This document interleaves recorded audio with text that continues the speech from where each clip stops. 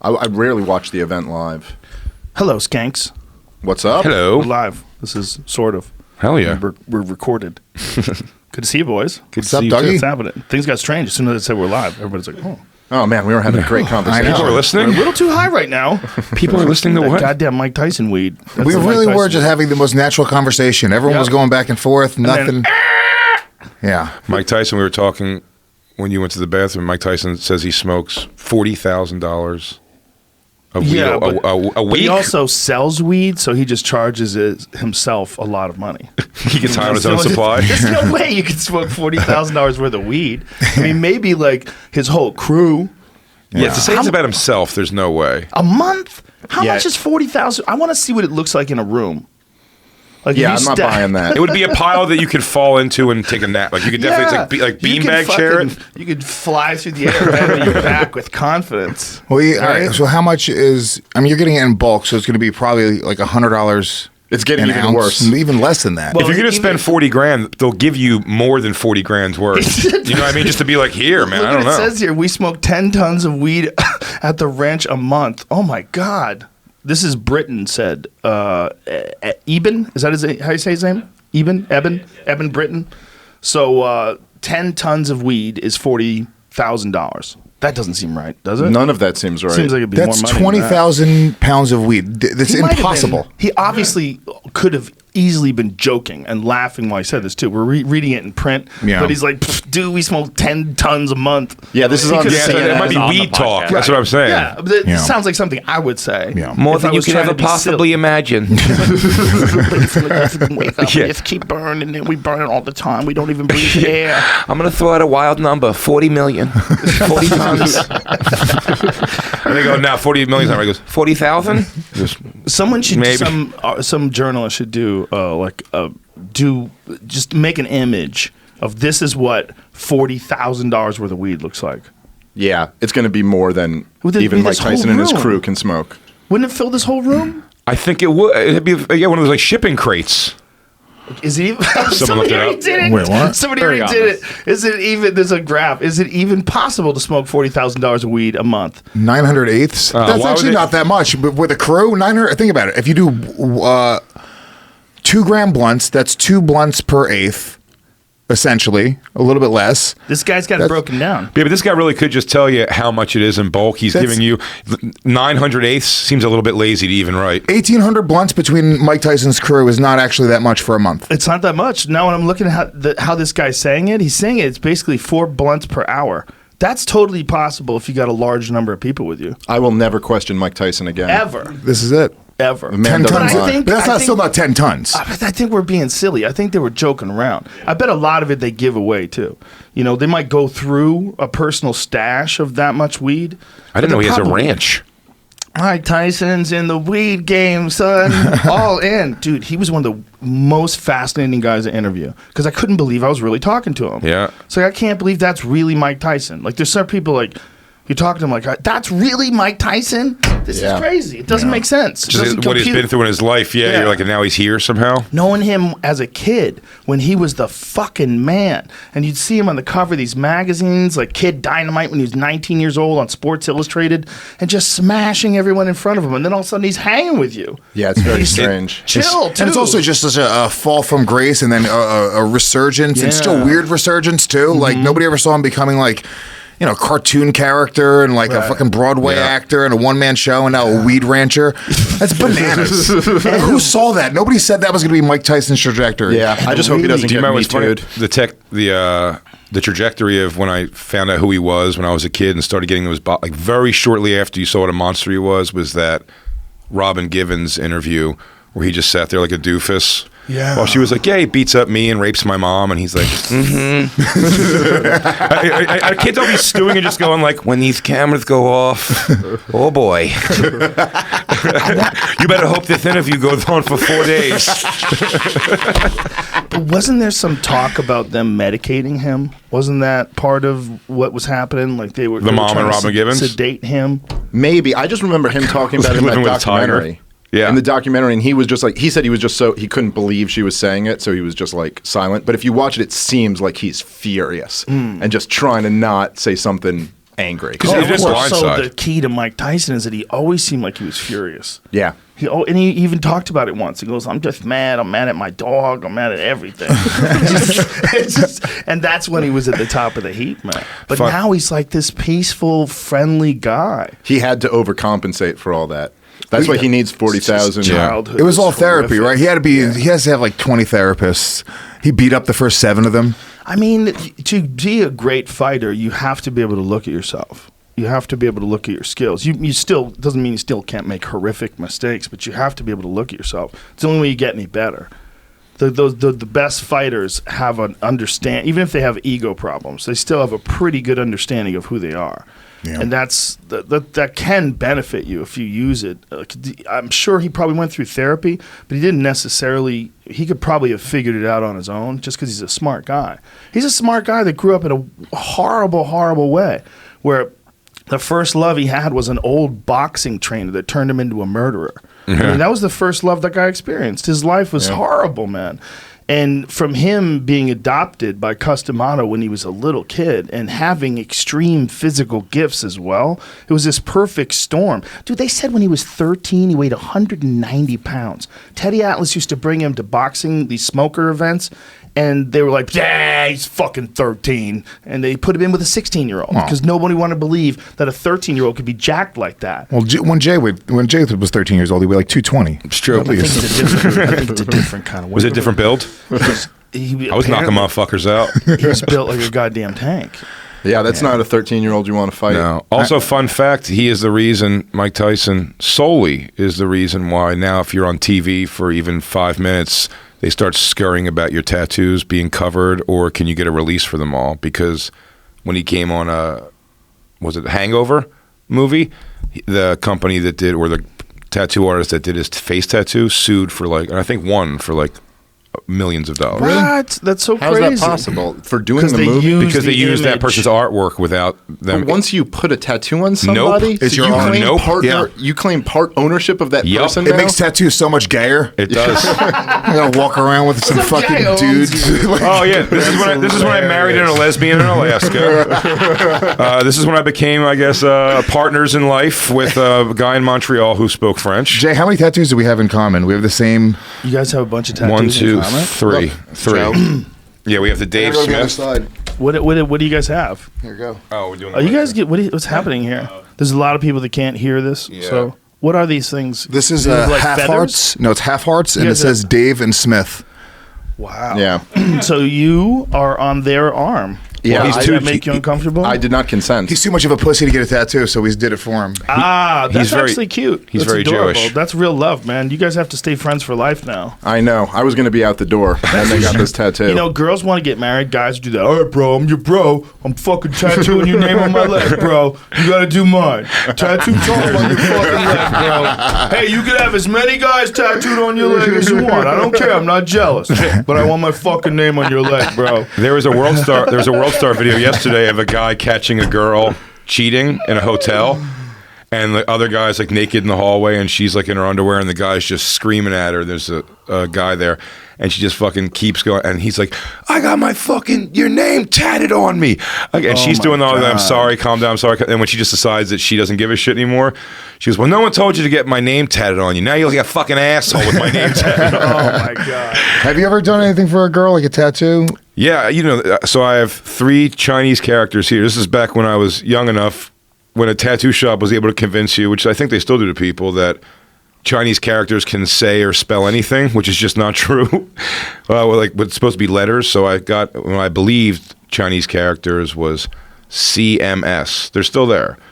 They're just blended into something else. But it was Sherilyn Marie Sleater was the name of my girlfriend when That's I a was young. terrible name.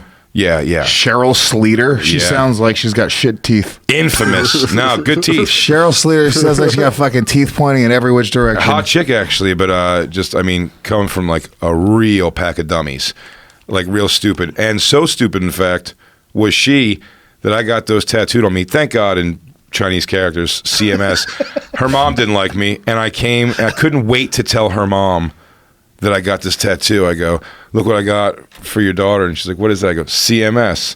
And she goes, "What's that?" I go, your daughter's initials, Sherilyn Marie Sleater. And she goes, her mom, she was so happy to go, that's not your name. My girlfriend was so dumb. She didn't know her name is not, in fact, she just made up the Marie part. Her name is Cheryl Lynn Sleater. And it was that, so I got a wrong tattoo That's of a really girlfriend. dumb. That Yes, she was, it's perfect. She was with me while I got it and didn't know her own middle name. Sat there confidently, like, make sure you get the M good. That tattoo is wild, large patches of America. That's what that is. Yeah. That is that tattoo. That tattoo like that's that fucked up. Yeah. Embodies so many lives. Oh, yeah. So many people have made horrendous choices. Yeah, I had my first tattoo. It just said Lou Dog. I got it covered up. But Lou Dog, Ludogg. Nobody has ever called me Lou Dog, except for afterwards sarcastically to make fun of me. They're like, "All right, Lou Dog." But you were so psyched to go tell your friends, hey guys, you're calling me Lou Dog now. Well, it was weird because I only had $70, and I was like, all right, dude, I have $70. I'm 18. I just turned 18. I was like, I'm getting a fucking tattoo. And I was like, all right, I'm getting Lou Dog no matter what. But I got to get like a little design underneath it. Get Lou Dog no matter what. So it said Lou Dog in script. And then underneath it was tribal, like it almost looked like antlers, like tribal antlers. But it was because I was poor. It's something you would, like, scribble on a binder while you're boarding class. Dude, it was a tramp stamp. It was like a tiny tramp stamp underneath Lou Dog for no reason. Were you underage? No, I was 18. Oh, I was underage. That's why mine is the word J in Old English, and it is so high up here just so my mom wouldn't see it. Saw it immediately. Well, I You was. have to hide it under your t-shirt. Yeah. We were both fat kids, and I had a big fat arm, so this little tiny shit tattoo on my big fat arm. And your J is so tiny. It's so tiny. Is it still there? Yeah. Oh, man, it's bad. It's bad. Yeah. It's that, yeah. And then more Chinese stuff here, and then a Pam Anderson barbed wire around my arm. But I've just accepted it as all my tattoos have some shitty, dumb story. In high school, my friend Jimmy was the first one to get tattooed. And he got this really shitty, like, tiger on his arm with his name, in case he forgets his name.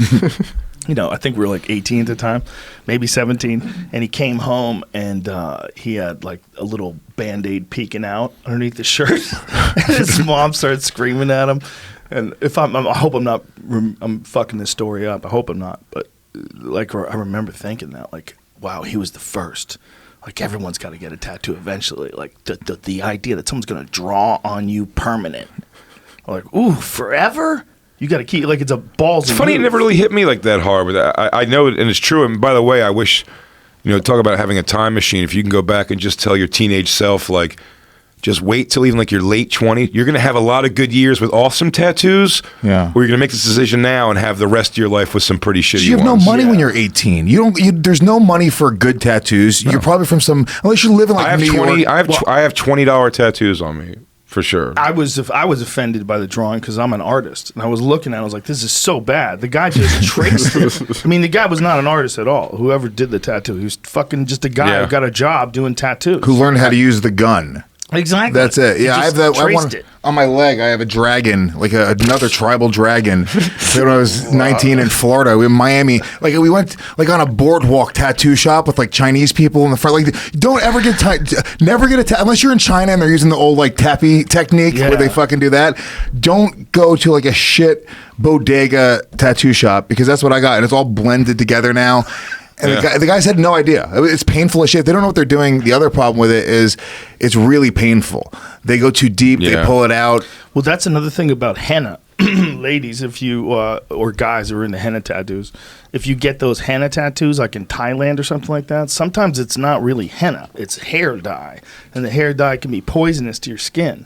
Jesus. It's like, it's not good stuff. And you didn't even die getting a real tattoo. Well, I don't know if you can die, but I think it fucks you up. Getting painted let's on with hair dye? Find out what, I think there was like a warning about this that I read where they're saying don't get henna from places that aren't using real henna because they use cheap hair dye. They could have just stopped at Don't Get Henna. Yeah, you could have said that. That's a weird one, right? It's like I want a tattoo, but not really. Yeah. It looks like a spray-on tan's wearing off. Yes. It just looks disgusting. PPD is in it. Whatever black henna often contains PPD at high levels, and when it applied to skin, can cause chemical burns and allergic reactions. And I don't know what PPD is. I'm trying to find that. Chemical burns. Yeah, you got to be careful out there, kids. Don't be pouring chemicals on you. But Joe Rogan apparently says it's steer okay to clear just of henna. drill holes in your skin and pump some ink in there. It's apparently There fine had to do be that. like some errors made when they were coming up with like the first tattoos. People's my arms God. were fucking falling off their body.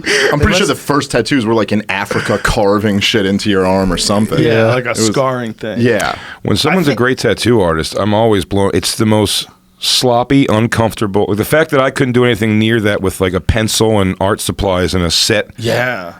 flat surface, like to have to do that is great. When someone's amazing at it, it makes no sense. No, it doesn't. Because they're still just going like just scribbling basically it looks like, and then they swipe it away and It it's looks like they're perfect. mad at you. It's like I found the craziest fucking page. Jamie, I'm going to send it to you. This is a lady, and she does paint on people's face that makes it look like they have extra eyeballs. And the paint is so accurate, you're looking at a video of it, and you're like, what the fuck am I looking at? I have to say. Oh, is it the Asian chick? Because she makes herself into yes. different. Dude, that chick is fucking talented. What she does with makeup, and she got in trouble because she did blackface. But she does everything. She didn't do blackface. She made herself into like an African Nubian princess, and it was the most amazing thing in the world. Is this her? But it still Is it had like same the girl? outline. It's the white outline. the white outline. She was shucking and jiving. You got it? Mimi Choi? I'm a Nubian princess. What? How do you talk? Here, we'll look at it. Her name is Mimi Choi. This is the shit she does. Whoa! Look at that. Dude, that's insane. Yeah. Your head, she's got eyeballs drawn all This over is her face. Joe and Rogan's extra perfect woman. lips. Yeah. Well, Whoa. that's like a Tool video. Yeah, it does. Dude, she's a fractal. That is something you would see if you were on some serious drugs. And this is the kind of shit you got to pretend to enjoy if you want to fuck a hot Asian chick. I'm super into new dance. Like, look at that. Oh, this is a different chick than I was thinking of, but yeah, I guess it's a It's category. crazy. It's cool. It's crazy. If you go scroll down and look at some of the eyeball ones where the extra eyeballs are below her face. Like Oh, Jesus Christ, that's dude, trippy. it's a fucking freak out. What the fuck? It's a fucking freak out. Yeah. Yeah. That's so weird. Yeah, it's wild. It's that same sort of level of tattoo art that the really high level tattoo guys. Have you seen that guy, Steve Butcher? I've showed you that guy before, right? If that guy walked into a room, I would think that it's a monster and I would kill it. Yeah, you're like, what the fuck? That's You would think terrifying. someone drugged you. Yeah. Yeah, you would say, oh my God, Satan is real. And I've been living a lie. I've been running around arrogant thinking that Satan's not real. Yeah, this is Steve Butcher. Steve Butcher does insane shit, man. He did one of me. Somebody got me tattooed on their leg, and it's fucking incredible. How do you feel about that, Joe? So weird. Don't Yeah. do that. Don't do that. Does it? You can't say it to the guy when he sends you the fucking. Stop. Just stop. Stop. A guy got Legion of Skanks tattooed on his face, and like you look at it and you go, that's awesome that you want to do that, but man, maybe you On his shouldn't have. face? He had a bunch of other face tattoos, though. It wasn't the first one. It's true. Look at that Kobe Bryant. Scroll up a bit. Look at that Kobe Bryant. Where he's got the Boo. T-shirt in his mouth. Get the fuck out of here, man. That might as well be a photograph. That's crazy. Like, look at the resolution. Look at the sweat. If you said to me, what's the one thing you can't draw, I'd say black people sweat. And this guy pulled it off somehow. That guy. If I was drawing that, I would just have white drips down his face, like he got like bukkakied. Make that bigger, Jamie. That guy did that with needles, man. I mean, that's insane how good that is. Yeah, somehow it doesn't seem nearly as weird to get athletes tattooed on you as it does comedians. Yeah. No, it does. For No, them. it's still weird. I'm Even sure, the for athletes. them. I'm sure Kobe's running around going, damn, dude. It's a little different, though, because people grow up on, like, I mean, but that's not true, dude, because the connection that people feel with, like, comics and podcasts, it's pretty. I get it. You know, it's like we don't want the responsibility. We want to do it, but we don't want the responsibility. I don't want the responsibility of being your shin. I 100% want my fucking face tattooed on people. So anybody out there, I'll give you a free Legion of Skanks t-shirt. As You long show as me. it says, there's the dude. Wow. It's a good tattoo. As long as it says Lou Dog. Yeah, that is That's crazy. That is as accurate as a photograph. That's my fucking face. That's my face. That's fucking intense. It's amazing. Joe. Yeah, I don't remember what that's from. I was probably making a point. Whatever it was, you were right. That's the problem with me, man. If you get any one clip of me or my face, and you could make decisions. That's an incredible tattoo. That's the first time Joe saw Ari's butthole. Yeah. That was the face. There's no way I can remember that far back. I think his butt. I think Ari's. Did so many times. I think he's in process of getting his butthole fixed. Is he going to get surgery? Yeah. I think so. Yeah. Thank God. Is it the sir? He's been bleeding since I've known him. Yeah. It's bizarre that he just Yeah. lives life like that. That's a problem that would shut me off from going out to the world. Well, what causes those things? Hemorrhoids. What causes hemorrhoids? I got hemorrhoids working out because I wasn't breathing when I was lifting weights, Jesus, and I was just, Clenching. clenching my butthole, and it just popped out. It was, little like, fucking, squeezing a balloon animal. You made blisters inside your butthole And it from sucked. squeezing it together. for a while. Well, this actually how we got introduced to Ari's butthole was I was complaining about me having hemorrhoids, and on Legion of Skanks we opened up my butthole. They to show them. I showed all the guys. Lewis did it. We didn't Yeah. all open up. His Yeah. butthole, And Ari but- said, "That's not a hemorrhoid." And we were like, "What? That's a hemorrhoid." You call that a hemorrhoid?" Oh, that's Step aside, little lady. Let me show you a hemorrhoid. And it was like the in Stranger Things, the fucking monster, the way the face opens up. That's what Ari's asshole does. It looks like Yeah. Homer Simpson's mouth. Yeah, remember like the Blade? Remember the Blade vampire mouths when they Yes. evolved? And they open like Yes. Predator? Like Yeah. Predator. It's Predator's Predator mouth. Yeah. It looks like it's baggy, but just because it opens a lot. What the way it opens. How does he get away with what he gets away with, dude? Because he keeps tissues in his asshole at all times. And if you're with Ari, at one point he might just throw a bloody tissue at you. If it got to, I get staying away from the doctors. I get it, but if you're actively bleeding out of your asshole, like, I'd be on an operating table, face down, Well, quick, I think, quick. I think it's a real pain in the ass to get the surgery. I liked it. And I think like he's dealing with it as is. Yeah, but I mean, it's I'm glad he's going to get it fixed, though. It's troublesome when your friend. How many times that guy send you a picture of bloody toilet paper? I've seen way too much. I've seen of that. everything. Way too much. Dude, at Skankfest, I've he seen was it thrown at people. the most They were- impressive thing to me is that Ari historically has just crushed ass, like hot chicks. Walking around He's with a brilliant confidence. guy. He's confident walking Yes. around with napkins He's up his also ass. weirdly handsome. Like, you don't think you see him, you're like, all right, that's a fucking goofy camel face fucking asshole. Yeah. But then you look at him again, he kind of has dreamy eyes. Dreamy. And he's in good shape. I don't know, man. He got in good shape for Sober October. Yeah. He was a fucking animal. I knew that he was going to be a real problem. He was trying to win that goddamn thing. Yeah. That's not crazy? fair, dude. You can't fucking have a athletic competition with all of your out of shape fat friends. It's not fair. It's certainly not fair. I knew, but they were willing to do it. I'm like, okay, good luck. I'm like, look, we're gonna work out 7 days, 6 hours a day. Can you do that? We're gonna have to do that. We're gonna see who drops. This is not smart, but And they're saying because they're sober. Ari came the closest. Ari get close. He got close. He went hard. He went fucking hard. If Ari was in shape going into it, he would have at least. What's the it would have at least parameters gotten a lot worse. of winning, though? Like, how do you win? Do you have this?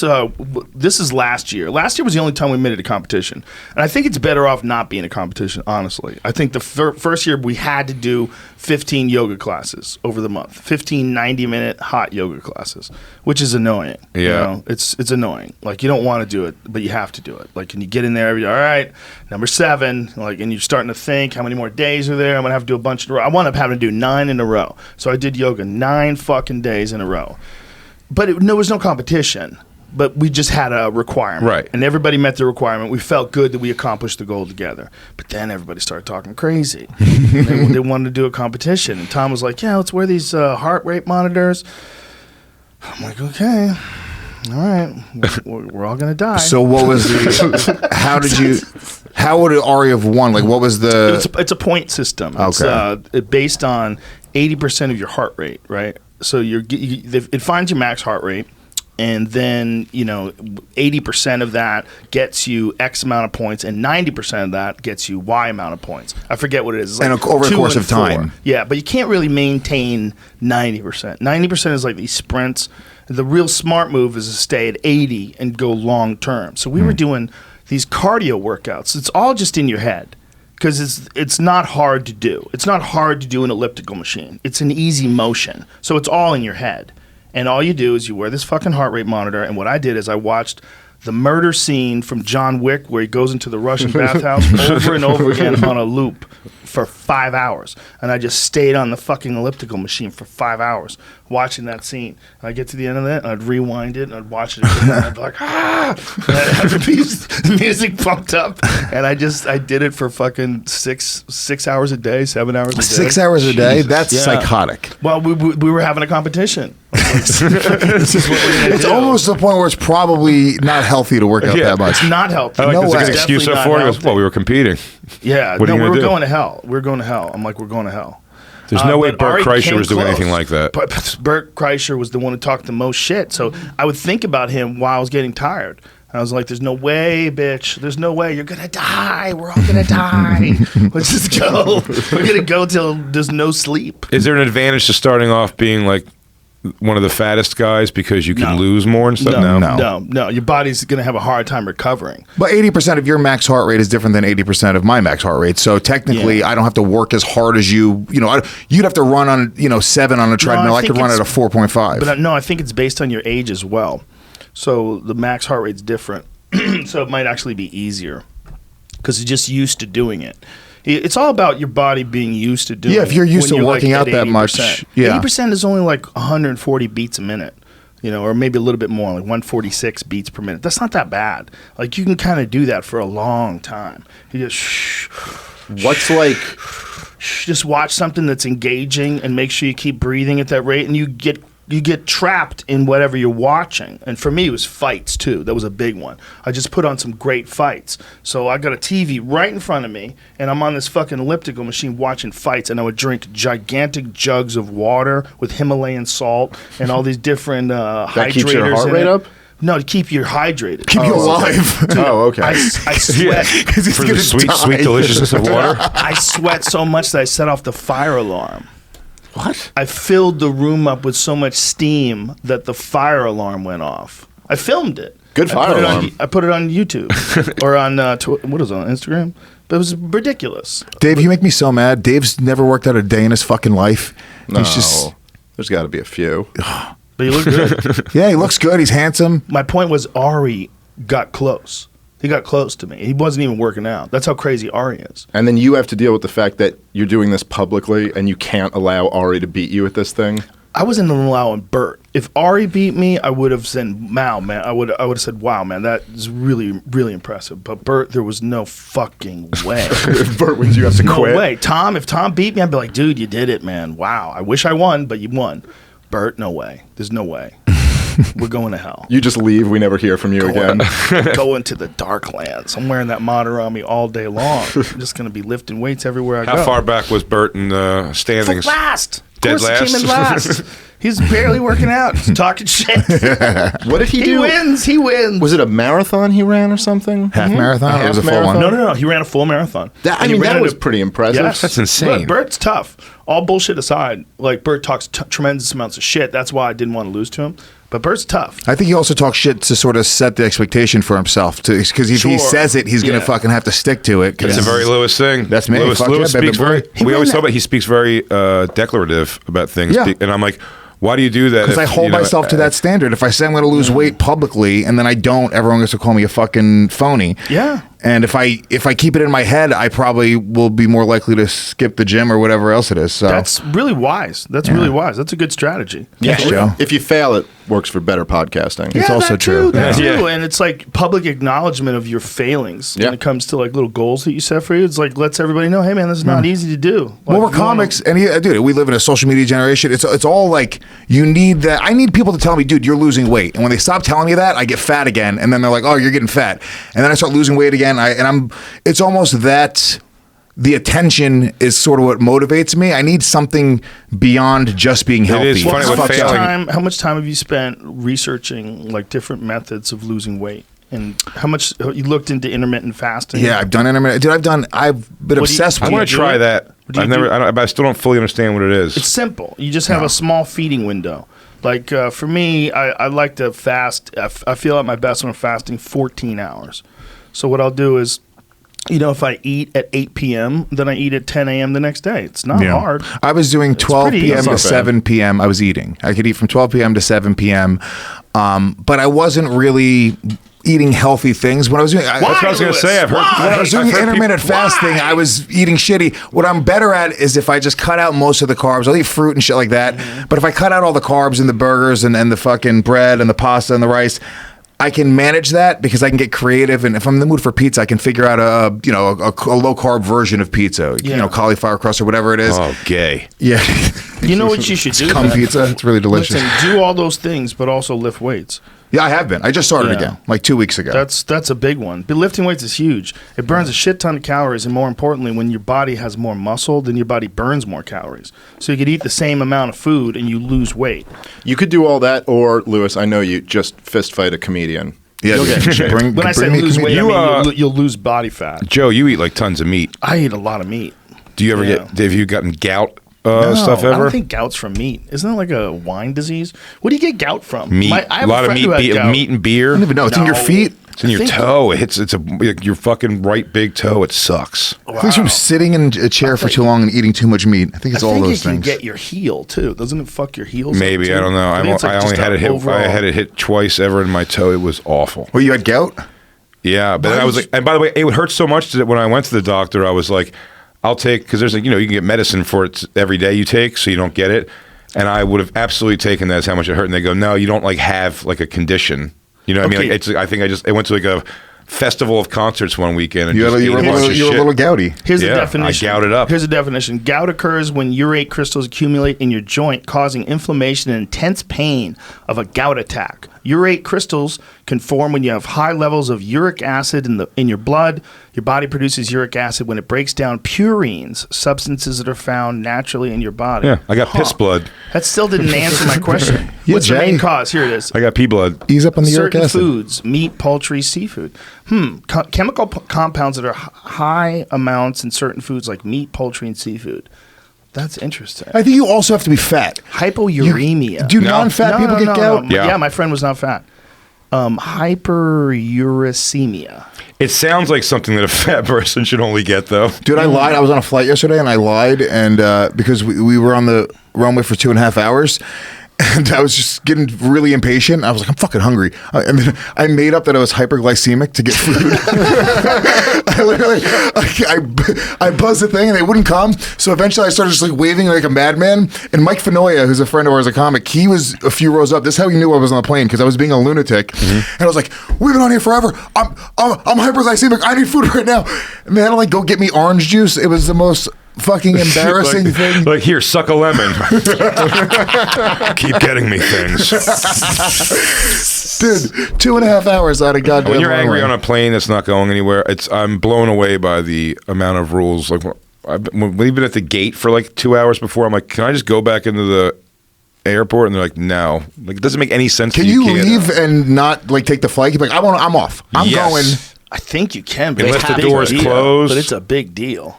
If you want to leave, that's a big deal. But as a Puerto Rican, if you do leave, Lewis, you have to twerk on your. I don't know if you watch those videos when people leave planes. They go, "Fuck y'all, fuck." They always twerk their way out. you will get put on a list for sure. They will If you check leave- up your asshole every time you fly on a plane. Well, Lewis Yeah. already has that problem. Well, me and Kim, Lewis last Gomez, time me yeah. and Am I Kim guessing? flew. Am I guessing? Do you think that they would probably check you I don't know. from now on? If you I- decided I want off the plane right now, and If they you had make to a scene stop, and all? Yeah, and they have to probably. pull the plane back into. They'd be like, "This guy." I that's don't my think you. guess. Yeah, I don't Is think you do can get off. something. I don't think you're not going to get off unless you make a scene. You won't get off once it's away from the gate. I'm talking about when they Right. stay at the gate and they never actually pull away from like the. When you're on a plane, you're just hoping everyone can keep it together. Yeah. That's what Yeah. you're hoping. Just hoping everyone can keep it together. What's your craziest plane experience? I've never had I a hate. bad I one. hate flying, and I've had plenty of weird ones. Two dudes did almost get after it once on a plane over overhead space. This one guy was claiming the space overhead. There's only for 4 or him. 5 arguments you could have on a plane. That's one of them. Over in It was- space, middle person gets both armrests. It was like one guy was on this side, right? But his shit was all filled up. So he opens up the bin on the other side and puts his bag in and sits down. And the guy who was behind him, that was his side. He goes, "Hey, man, that's my storage space." He goes, "No, it's not." He goes, "It's storage space. I put my bag in there first. I was ahead of you. I put my bag in there." He's like, "No, you have yours and I have mine, and yours is full." And he goes to grab his shit, and the guy goes, "Hey man, don't touch my fucking bag." That guy's right, by the way. Yeah. The guy who took the other storage space, You don't have. It's not your not assigned personalized storage space. Fuck off, dude. It's just storage space. Sorry. Yeah. Well, in first class, I wish one of those degenerate fucks from the back would try to put some shit in my storage space. I flew first They class almost- one time. They almost went after it though. The waitress had to cut them off. She cut them off. We're in the air. The man. waitress, When Joe. we're in the air and they're going at it again. So it's like they were going at it when the plane was about to take off, and then they got through it, and then in the air they were going at it again. The waitress, the stewardess, she cuts them off, wouldn't let them have alcohol, but it was tense. So it's like, you have to keep an eye on I was it. going to say, Yeah, did the you rest keep your of the eye on them flight. like the whole time? She You feel made like? me. The lady made me. She's like, "You're gonna help me, right?" I'm like, "Jesus Christ, lady! Like, I don't think anything's gonna happen." Well, They seem yesterday, like they're all right. the but- woman behind me, as I was complaining, she was like this. I was like, yeah, he was like, what do you want to do? I was like, some orange juice, some coffee, maybe a Kind bar, that'd be nice. And the woman behind me goes, she said like, loud enough for me to hear, she goes, just get him some orange juice. And I turned around, I was like, mind your business, Yeah. lady. Shut the fuck Hey, up, what are lady. those guys, those undercover dudes that are on planes? Air marshals? Air marshals, right? So if you're an air marshal and you see these two guys getting after it a little bit, just talking shit, grabbing bags, just Shoot being 'em. dicky to each other, when do you move in? Because you don't want everybody to know you're an air marshal. You're like, they don't have a bomb. You guys got to work this Yeah, out. like you fucking pussies are just gonna push each other. Like you're not, you guys aren't terrorists. What am I doing here? You guys Also, are just an architect and a fucking. If somebody's willing to have a Guys fight in in a the plane angry. and give up their entire it's such a pain in the ass. What you're going to deal with to get into a fist fight on a plane. God. I don't know how many different crimes it is. But they have to pull this fucking plane over. You are fucked, dude. You have to really want to fight somebody in Yeah. order to do that because you'll deal with a lot of shit before you get to that on a point. plane. You're going to like Guantanamo or Yeah, something when dude, they you're- arrest you. You're fucked. You're Did you fucked. see that lady smack her boyfriend in the head? The guy gets up, he's trying to leave, and she's throws the smacking him. laptop? And yeah, as he's walking down the aisle, Yeah. Oh, I didn't see that. it's so ridiculous. Wait, who They're threw in a the air, laptop? right? They're in the air, right? Yeah, when yeah. all this is going The down. lady's screaming, starts throwing a laptop. Yeah, at she's her like, boyfriend. "You ain't shit." She's I don't know if she catch her boyfriend cheating on the plane or something. It was like something like that She weird. but she got super loud, and it became like a huge scene where everybody was listening to her talking to him. It was like, "Oh my god, this is so crazy." I mean, when they were dragging the Asian guy out of the plane, it's one of the funniest That was videos crazy. of That all guy time. didn't even do anything. He's They going, I wanted want to him to go give up his home. seat. He just I wanna wouldn't go leave. ho-" He started chanting, I want to go home. But It was so sad. They would legitimately have to drag me. If they were trying to get me to give up my seat, they would have to drag me out of the plane. imagine Well, that's not thinking gonna go that good they for you. can do that. Imagine thinking they could do that. We're just going to grab you physically and take you off the show. Like, come on, you're on the plane. The plane's about to take off. We're going to grab you and just pull you out of there. And What? did he get sue where he and would- win? Oh, I think they probably just settled with him. They probably just gave him a ton of money and said, "Shut the fuck up." Because at what point it is your private find out what happened private to that business. They do have security. I mean, at what point does somebody wants to leave your private business? I'm sure it's within the contract that you the terms of service for the ticket that they can do that. So you think so? Where the guy's already sitting down? Well, he said Yes. no after they asked him to leave a lot of times. But- I don't know what the law is. I mean, But if it's his ticket and he bought the ticket, you can just decide if the Dude, guy hasn't terms done of service. anything It's a wrong. ridiculous. fucked up. Yeah, it's exactly. You're right, Louis. That's the thing. It's the it's terms some of service. fucking dumb line. They can do anything they want. Anything they want. well, what happened is they got destroyed on social media for like weeks afterward, and they apologized and were like, "We're changing our policy and all Sort of of this like dumb Starbucks. shit." That's why homeless it's people are there all the time. American I hate it. Airlines. Don't even get me fucking started, Joe. Starbucks are American they're homeless Airlines camps. says officially, thank God that guy wasn't black. I live in Harlem, and the Starbucks in Harlem, I mean, it looks like a bus depot. It's crazy. It's just lines of people just sitting there charging their cell phones, not ordering Well, it's just anything. because they have, their new policy is everyone who walks in's a customer. Yeah, right? they're a customer So as soon This as they is walk what's in the doors. hilarious. The fucking it happened because of one bad PR Philly. thing. Yep. In Yep. Philly, when these two black dudes were just trying to sit down and chill out at Starbucks, and someone decided to remove them from the premises. Yeah, but look, Now it's like if a you bum weren't orgy. there, you don't know. I know I'm just what saying. I'm you doing. didn't- I'm with Dave on Who this. was being? Because here's what I'm happened. giving him bait. I But- know that you have opinions on Well, this. look, all I'm saying The is libertarian perspective is they might have been dicks. Starbucks might have been dicks. But what I know is they asked him to leave. They called the cops. The cops weren't going to arrest him. The cops told him you have to leave, and they still refused to leave. And then the also cops those were like, guys- and then they didn't. Then they let him go. They literally just cuffed him, took him to the station, and then were like, Those "Go." guys They didn't charge him with also anything. they also tried to order Four Loko, so they were out. Okay, but here's what I know. I know that we don't know what happened. Yes. No, I agree with that completely. Right. You don't know. It was a human interaction. You don't know Yes. who the cunt was there. Right. It could have been them. It Very. could have been the person working. I know Who what knows? fucking Very happened. well I know put. exactly what What do happened. you think happened? These two guys walked in. They didn't buy anything. They were like, "Oh yeah, you guys got to buy something." They were like, "No, we don't." They're like, "Well, you got to leave then." They're like, "No, we don't." And it was this weird little Mexican standoff between a fucking dumb idiot Starbucks employee and two dumb idiots that wouldn't leave a Starbucks. Well, here's the Everything was discrepancy, a Mexican standoff between blacks and some Chinese idiot. Do you think that the influx of homeless people is bad for their business? Do you think it's hurting business at all? Absolutely. I mean, 100%. Imagine like if that one move from that one store, if the wings of the butterfly from that one little incident creates like a dip in the value of the company. I feel like people wouldn't want to hang out there as long, and you probably buy more shit if you like stay there. There's probably people who go up online a couple times if they're there, writing. You don't want to write your something. script on your laptop while a guy's shitting his pants next to you. Listen, I know we're four morons, but let's solve this. Like, why are there so many homeless people, and what could be done? I think that's a real tough one, man. You That's like the thing. What they used to do is just institutionalize them, Right. just fucking grab them and throw them. And there's some problems with that. For sure, But there's because problems who with that, decides too. who's worthy of being institutionalized? Right. And, We could hunt them at night like Nutria. Do they have those at night? It was, they just go around with the thing and they shoot them. Spotlight. Yeah. Didn't Attell do that on a show? Yeah, did that on he did, Insomniac. yeah. That's right. On Insomniac, he went nutria hunting. Yeah, it's man. bad out here, man. It's bad. We It's got it in getting New worse. York, but you guys got it like real Dude, bad. you ain't seen shit until you go downtown. Downtown LA makes everything. Every post up. underpass in LA now, you're subject to see tents. Yeah. They're all over the place, all over through the valley. Homeless people in LA and New York are pretty friendly though. They're not that aggressive. I was in Seattle. Those fuckers will come up to you and they will go at you. They want they're want not money. And if doing you as don't good. give them money, they will give you an attitude about it. Everywhere else, dude. Like Cleveland, horrible, homeless. Like every other city besides San LA, Fran? New York. San San Fran, it's like they're- aggressive. Shit, the Canadian homeless Do are you the remember shittiest and most this aggressive. When you were a kid? How Not much like homelessness this. was around when we were kids? You would see those boxes on the side of the road, and it was usually someone who was so fucked up that they just couldn't go anywhere, and they'd have a box, and they smelled like shit. They were covered up. But we're seeing like different levels. Did you of grow up homelessness. suburban? Yeah. You grew Yeah, up I think suburban? that's why. Yeah, I mean, I grew up in Brooklyn. I saw homeless people all the time, but I never saw anything, and I haven't seen it in person, but I've never seen anything like the camps and stuff Right. that I've seen out there. Yes. Like, that's insane. Yeah, that's the new thing.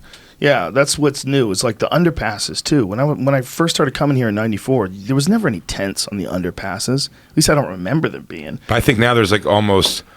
Some people think it's cool. I live in East Village, New York, and there is so many just kids that you're a phone call away from like solving this problem. Like you kind of want to be out here, like.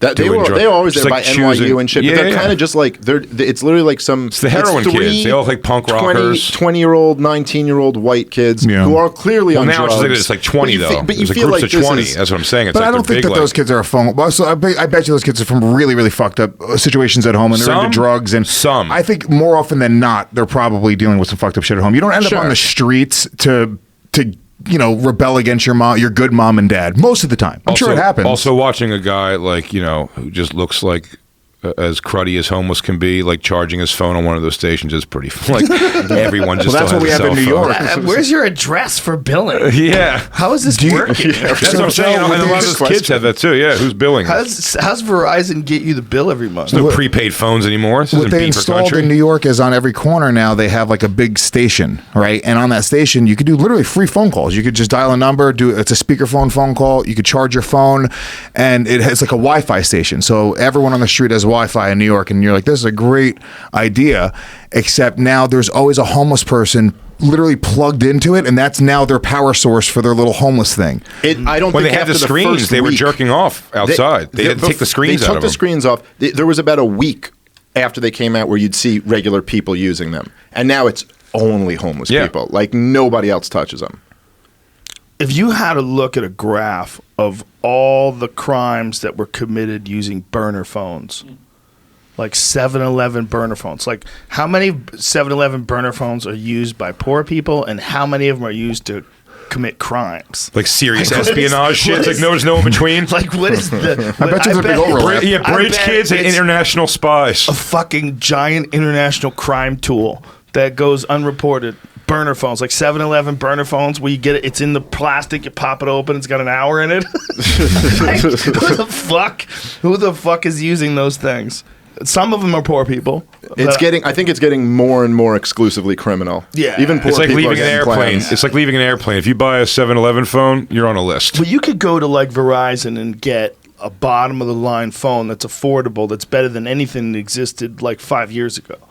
Like where technology is now, you don't have to spend like what's a cheap Android phone? If you were going to get, you go to Metro PCS right now, get a free Android phone, sign up for $40, Right. and then you're out the door, and then you never have to pay it again because it's prepaid. Yeah, so you just have a certain amount of minutes, right? Well, no, it's unlimited. I have Metro PCS, guys, and And so if you're a homeless dude, my friends make fun of me. Do you have the general insurance too? You just do everything that's a phone call away. Hey, I pay Hello, it's online, right? It's online. Go to the $60 a general month. sales I get center. everything unlimited. Fuck off. I don't understand why I would ever switch, besides for the fact that my friends make fun of me. Oh, so your phone works in places? It works everywhere. Yeah. You're doing some sort of a roaming thing, I guess. No, there's no roaming. There's no overages, nothing. It's just better. It really sounds like we're doing a fucking ad read for Metro PCS right now. it's one of the UFC sponsors. It really, I know it is. Yeah. But people make fun of you like you're hot garbage. You gotta not tell people. Yeah. I'm People can't confused handle now. the truth. Because you screenshot anytime I screenshot something, it says Metro PCS in the corner. I can't post pictures on Instagram. You scratch it out and funny? put Boost Mobile. You just add it with something that's not even that much better. There's Boost certain Mobile. things that even if they're great, they're embarrassing. Oh, yeah. Right? Yeah. Even if they're great, it's embarrassing that it's great. Like, I think Hyundai has a problem with these new cars that they're making, so they start calling them the Genesis. They Yeah. stop calling them Hyundais. Because people are like, no, Hyundai's that car that costs, it's real cheap, but it runs forever. That's a Hyundai. They're like, no, Hyundai's luxury. We got this, they're like, nope, can't have both. Yeah, they got Yeah. branded. Yeah, They Metro got- PCS, even if it's the best service, like the problem is like anytime anything's a bargain, even if it really is a great Yeah. deal, and Metro PCS seems like a great deal. It is. It does. Like, anytime when things a bargain, people don't want it. Like some people want the shit that costs a lot and is hard to get. Yeah, when I right? was a kid, I remember I just wouldn't get sneakers that weren't like Nikes or like even if they were comfortable sneakers, even if they were more expensive, Yeah. it didn't matter. This You felt like a loser. Yeah, I felt like Yeah. a fucking idiot. You And got if you went home every day. Adidas, You Now were you- like a rebel if you went Adidas. Yeah, Like, Now he's you wear got shell grocery store tops. sneakers? I don't give a shit now. It's funny how important it is when you're younger, though. It's very important. Because Yeah. anything that could get you just ridiculed when you Yes. were young, you had to be always conscious of. Like you had to always be aware of what could Yes. fuck up your day. I just don't think there's not enough of a delineation between shitty stuff and like the mid-range stuff, but I think like high-end stuff tends to be like better quality and stuff. Oh, I think- yeah, for I used to sure. always shit on that with clothing and stuff. Or like my ex-wife, I remember always was talking about how much she spent on a purse, which I said is ridiculous, and she goes, "But it lasts forever." And to some degree, I still think it's ridiculous to do that for a purse. But my point is, paying for the quality like does last longer. It's better. Yeah. Things are made better sometimes. But the difference between like a knockoff fucking Louis Vuitton bag and like a bag you'd buy in like a store is like not much difference. Yeah, You know it's what I not mean? like a fake Ferrari. Right. Yeah. Exactly. There's a huge difference between those bags, I think. I don't remember this being a thing. My dad used to. Luke's got offended. He's into fashion. I'm just saying, like the stitching. I mean, like, I dated a chick who was a fashion chick. Yeah, there's definitely a huge difference between Yeah. those bags. Yeah. Yeah. No, I'm agreeing. I'm saying, but you the are. high end, and I'm saying, but I'm just saying the difference between like a one you'd buy at like J.C. Penney versus like a shitty one you'd buy on the street. There's not much difference in quality in that. You Yeah. might as well just buy the fake Louis Vuitton. Yeah, but if you were a kid and you didn't have like a good name brand sneaker, you were shamed. Oh, and embarrassed. Bobos. Yeah. They call them the Bobos. I had Voits. I remember when I was in the Voits. 6th grade, there were Voits, and that was the last shitty sneaker I ever had. It was just VOIT. Got them at CH Martin's, which was this, I mean, as shitty of a department store as you could possibly get. And I remember kids would just make fun of your shitty sneakers. It was terrible. I had you had lottos. I had lottos that had Velcro on the side that you could change the lotto symbol different colors. Lottos? Like a fat fucking cheerleader. I was dressed like a cheerleader to change the colors to go with my school spirit. If you were like a runner, maybe you'd get away with New Balance. Yeah, there were people who wore New Balance when I was in high school. I New feel like that Balance was is like, okay, it's okay. Yeah. You're alternative. You it's a good quality shoe. Okay, Marvin Hagler used to wear them. Like it's If okay. you had Asics okay. gels, people thought you had an arch problem. or you were a wrestler. Asics, yeah? Yeah, Those big Asics, wrestlers. Oh, yeah, yeah. wrestlers love Asics wrestling shoes. By the time high school came around, I knew well enough to just change my style. So I'd start wearing like Airwalks and like those shitty like skater. They were like $45 a pop. Ah, good move. Yeah, that was very smart. So I was a big Jenko jean guy. Well, Converse Chucks never went out of style. Never. Right. They never went out of style. Also, The never been All-Stars? comfortable. I love them. You think they're comfortable? I have them, but love they're them. not comfortable. I don't want smushy. I don't like smushy shoes that much. Sometimes I do, but most of the times I like it where it's very little rubber. That's all it is. It's like you may imagine that those guys played basketball in those things back in the day. It's kind of crazy. Yeah, that's weird. It doesn't seem like a lot of support, but maybe that they had stronger ankles that way or something. My mom tried to convince me that Chucks were cool, and she was right. But this cool. was when I was in the 6th grade. Oh, they weren't. It cool? wasn't. No, this was when Chucks had Converse was at the absolute bottom. They fucking something happened. Well, here's the thing: Yeah. It became cool again. But it's Yeah, it not. became cool I feel like Chuck They were Taylor's. $27. I feel like Chuck Taylor's were always in style. A little bit. Converse, like just as a general brand. If you had just Converse sneakers, dude, you looked like a jerk off. Wait, there was a difference? Your family better be poor as shit. You better have other problems like with your pants and shirt before we even get to those Converse sneakers. If you're Wait, wearing was there a Converse. But this is a Oh, dark yeah, period of time. But that period of time's gone, right? They have dope leather and suede ones. Sure. They have all kinds of different. Who's that guy that Now they it's do like those, the look. Now it's like the look. So if someone makes, Fila's Right. back somehow. But, like, Fat it's- tongue Fila's. and they're back for kids. Yeah. Like for kids, is there one? We don't know. We're so out of the loop. But is there one brand that's like? Is it still Nike? Like what is I have Nike and no Jordan idea. still. Yeah, my Jordans. daughter's 17, so yeah, that's still, So that's still Jordans. yeah. Yeah, Nike, Timberlands, my kid has. Sure, yeah. If it's boots, it's Timberland. Jordans has got to be like the most successful sneaker campaign in the history of the known universe, Oh, right? yeah. Yeah, without a doubt. There's Yeah. nothing that has the kind of cachet as a Jordan. The only thing I'd say maybe probably that sells more than the Jordan is the Air Force One, but they're per That's unit him cheaper. too, though, right? That's still No. Michael Jordan. Nike. No, that's just Nike. But I think Air Force One. I think of him. No, the Air Force Ones are they're basic. It's just you. Oh, these. it's mine. Yeah. Well, doesn't the Air Force One have a dude flying through the air, Duncan? Nope. No. That's the okay. Jordan That's just the symbol. Jordans. I'm so white. Nikes are fucking uncomfortable. Every time I wear Nikes, What? they hurt my feet. I don't like them. Feet. What do you That's wear? too What do you vague. like That's to too wear? vague a statement. These are, what are these? You're into skate shoes, right? Minimalist, sort of. Yeah, there we go. So Lightly the- flexible. I love those Adidas. kind of shoes. Yeah. Yeah. And then I wear New Balance. I wear New Balance a lot. Yeah. Like an old white guy. That's a wide foot shoe. Yeah. You're taking a bold risk when you wear those 5-finger shoes, even though they're good for you. Oh, those toe things? things? Are those good? Walk around I've with never toe put a shoes. pair on. Yeah, they're great. To walk around in life, though, or just at the gym? My friend Kyle Kingsbury does it, but He walks around in life? He's also a gorilla. He's an enormous guy. So he's daring you to say that, or he's going to no, climb he's a a tree. super nice guy, but he's a former UFC fighter, super nice guy. Wears those fucking I follow 5-finger shoes. Kyle everywhere. on Instagram. He's hilarious. He's great. Great Is guy. he a white guy? Yeah. I said there was a thing I saw a clip. married a ring girl, right? What's her Yes, name? Natasha. Yeah, smoking. There's a clip the other week of two black guys at a tow truck company, I think it is, that start filming this white guy that called them gorillas. And but the white guy backing down as they're coming at him. And it's so funny why this guy would have said this. Like, I almost believe the white guy's excuse, but he is lost. Because I guess he said something like, have one of these two gorillas bring it around. And he definitely meant, they're big guys, so he definitely kind of meant it like that, but it just doesn't look good. So him trying to explain to the guy, like, you call me and my black friends here gorillas. He's like, no, I meant like strong guy, but he just goes, no, I meant strong guys. He goes, my dentist is a black fella. He just starts giving those, no. he starts doing those. He goes, now that's where you're going wrong, brother. Talking about your dentist being black. Dentist is Oh, also my mailman's a black Yeah. fella. He comes That's around. way too far removed. That's not even. I high-fived him several times. Yeah, I don't even believe him. Is that the thing I brought out? Yeah. A little later. Yes, I do. Just one over here. Sweet. Sweet. So I saw the thing where Milo said you guys cucked out on the show the first time.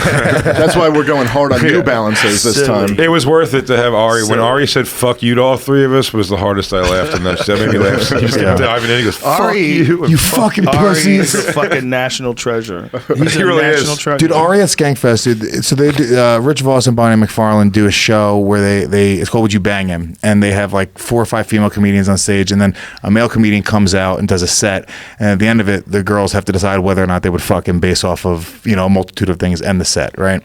So Ari does his, he just gets naked.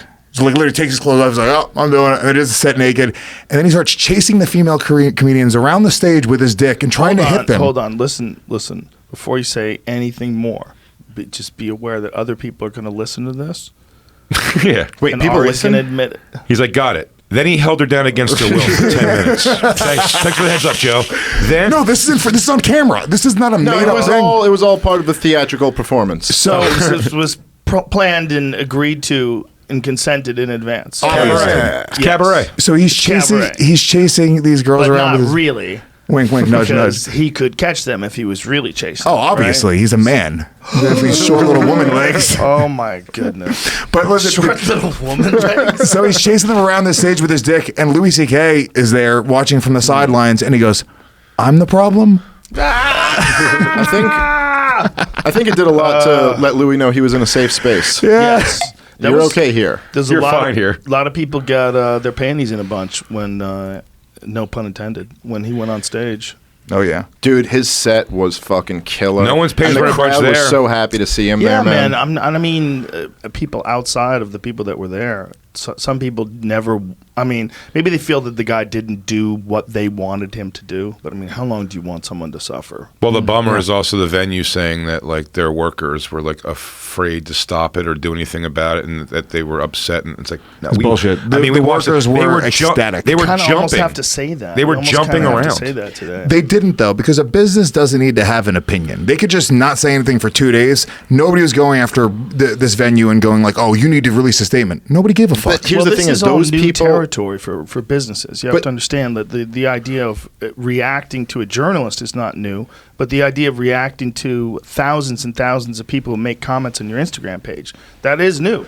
And for a business, that's that's a big deal. Yeah. They're worried about being boycotted. But that's not And what those happened. people, but the No, no. people who are pissed off that Louis is there, those people will not. Like they will boycott. They will tweet every day. Their Yeah. thing is to try to ruin someone for committing a like woke crime or whatever. And Yes. that's what they deal with, is that people like us who are like, that sucks that they fucking wrote that letter. We don't do anything. We're not boycotting because they wrote that letter. We're not like the other side isn't putting as much pressure on them, and that's why all these companies. That's why Gillette's making those razor commercials and shit, because they're scared of that side. Yeah. Did you see the Gillette razor commercial where is it the Gillette one where the two firemen kiss? I don't think I saw Maybe it's that Blue one. Cross. There was a commercial. It's the fucking Army National Guard. One of those JS companies. Where two firemen, I wrote it down. Shit. There's a commercial where Who are you going for? Like, do you think gay guys are gonna go? You know what? We want to fight fires now. but it was like, I get it, you're progressive. It's like this. God damn it! I want to Isn't know it what the commercial is. offensive though? Isn't it like, dude? If you buy into that, like, oh my god, I'm so happy this company is woke, and you're just a mark. They're just taking advantage of you. They're just trying to make money off of you. Sort of, but it's also hot. There's like hot fireman and his hot boyfriend, and they're making out, and the guy comes back from a fire and he's ready to get some dick, right? Yeah. Holla. It looks fun. He's a hero. As long as it's I not mean, lesbians. They're trying to sell you insurance or whatever the fuck they're selling. I don't know what they're selling. I don't remember who did the commercial, but I remember saying, "Oh, okay, we're being progressive. I love it. Why not? I don't give a shit. Go for it." I just find it weird. I find it strange, the woke capitalism thing, that companies will take a position that you think would turn off like 50% of the people who buy from them. But don't you they think do it they to just- prove their I don't know, goodness. Yeah, but it doesn't hurt. Does it hurt? Like, does anybody go, "Fuck Blue Cross. I'm getting my fucking insurance from that People hot are lazy. Spanish broad." Whatever the cheapest option is, they're buying that. It's like the Equinox thing that just happened. Nobody's fucking leaving Equinox. Let me tell you something. There's no other option. It's convenient. You got your fucking gym membership. A handful of people are virtue signaling. But all the people complaining saying boycott Equinox online, they're not fucking Equinox members. They're fucking fat Why are you college supposed to students. boycott Equinox again? Because There's Stephen- one of the owners was a Trump supporter. He gave money to Oh, Trump. that's right. He held a fundraiser held a fundraiser. last week for Trump. So people were freaking out, saying to boycott the brand. But it's like, where else are you going to go? There's not another high-end gym that's all over the place like that. Do you know have praise to on have your the exact same political beliefs Oh, it's as so someone weird. who runs a business? It's that like you if I go to buy a sandwich, do I have to go like, so where were you on the Iraq War? No? Okay, let me I want to say, I do can you buy know this. a company that preys on your laziness is the insurance that you get through like SAG-AFTRA? Mm-hmm. They you get it for free if you qualify, and then when you don't qualify for it, you're still enrolled in it, and it's like the most expensive insurance. Does that make sense? You know what I mean? Like, and they kind of got me almost in that way, where a year where it wasn't taken care of, I was like, well, I don't want to switch out and then have any doctors think, you know what I mean? Yeah. Like be different. So they kind of get you like that. Dude, this Trump thing is like if you support anything that he does, even in just his business practices, then you're racist. Like everything that you support, if he supports it, you're racist. Yeah, it's crazy. It's- And you're a that's where Nazi, it's- you're racist. And when Right. somebody calls you racist or a Nazi, even people that don't believe that, they don't want to stand with you and defend you because Sure. then they're being perceived as defending a racist or a Nazi. And it's a trick, and it's very effective. It's a juicy I don't- soap opera I don't for- know why this guy supports Trump, but maybe he could explain it. Right. And He's a maybe- real estate guy. He's a big real estate guy, related properties. He has nothing to do with his gym. Okay, this has to do with the fact that he probably has real estate deals for a very, very long time with Trump, and his gym is inconsequential compared to the billion-dollar company that he runs. Well, that makes sense then. That makes sense why he would support Trump, especially if he knows Trump. But it's if you can't see that, I mean, if you have a problem with that, and many people would, right? Many people would have a Sure. problem with that. Like that's a different thing. But if you hear what people are saying, they're saying if you support Trump, that you support racists, you support white nationalists, and I think you're leaving so many people out of the conversation when you do that. Oh, yeah. I mean, the guy got, 62 million people to vote for him. So if you're saying anyone who supports him is some type of Nazi white nationalist, then we got bigger problems. Dude, But no you're one saying knows the the whole definition. country should break up. No I one mean, knows the that's- definition of those things anymore. When Milo used to about Milo, when he came on, the things he was called that just like Yeah. on paper couldn't even apply to be. Right. Would never be accepted into being a Nazi or a white supremacist. Do you guys remember when we were kids, we read about McCarthyism, Mm-hmm. you know, and the Red Scare? We always thought, like, God, we're past that. Like, that kind of shit's never going to happen again. But what that is like a symptom of people worried about people defecting from their tribe or turning on their tribe. And we have this, like, built-in fear of this kind of shit happening. Well, there's that aspect to it, right? It's the people who are worried about people defecting. Yeah. And then you have the opportunists who can play off that and go, 100%. instead of having to win an argument or having to, like convince people, I'm just going to say you're with the other tribe. Yes. You're in this bad group. So don't even talk to that person anymore. Yes. Don't even listen to what they have to say. And if you're in Which one sucks. tribe on every issue, you're a fucking dolt. Well, that's what I was going to say. Yeah. Why do you have to be so defined by your? You know what I mean? Like, I would love to hear the argument about the what it does good for him for his real estate ventures. I would love to hear it, like an honestly laid out argument of why someone like Trump's better if you're a real estate developer, and it might be a significant part of his business. Yeah. I'm not being an apologist. And he might for the guy. not. People also will just like. There's this weird thing where people think that business owners and people that make a lot of money are inherently bad, but it's like, I don't know, dude, just because somebody's really good and really successful, he's got kids he wants to feed, he has grandkids he wants to watch grow up and go to college. It's like, I don't know, I don't think this is necessarily just bad people that have a lot of money. I think that there's a lot of good people that have a lot of money as well, and I think they do a lot of good shit.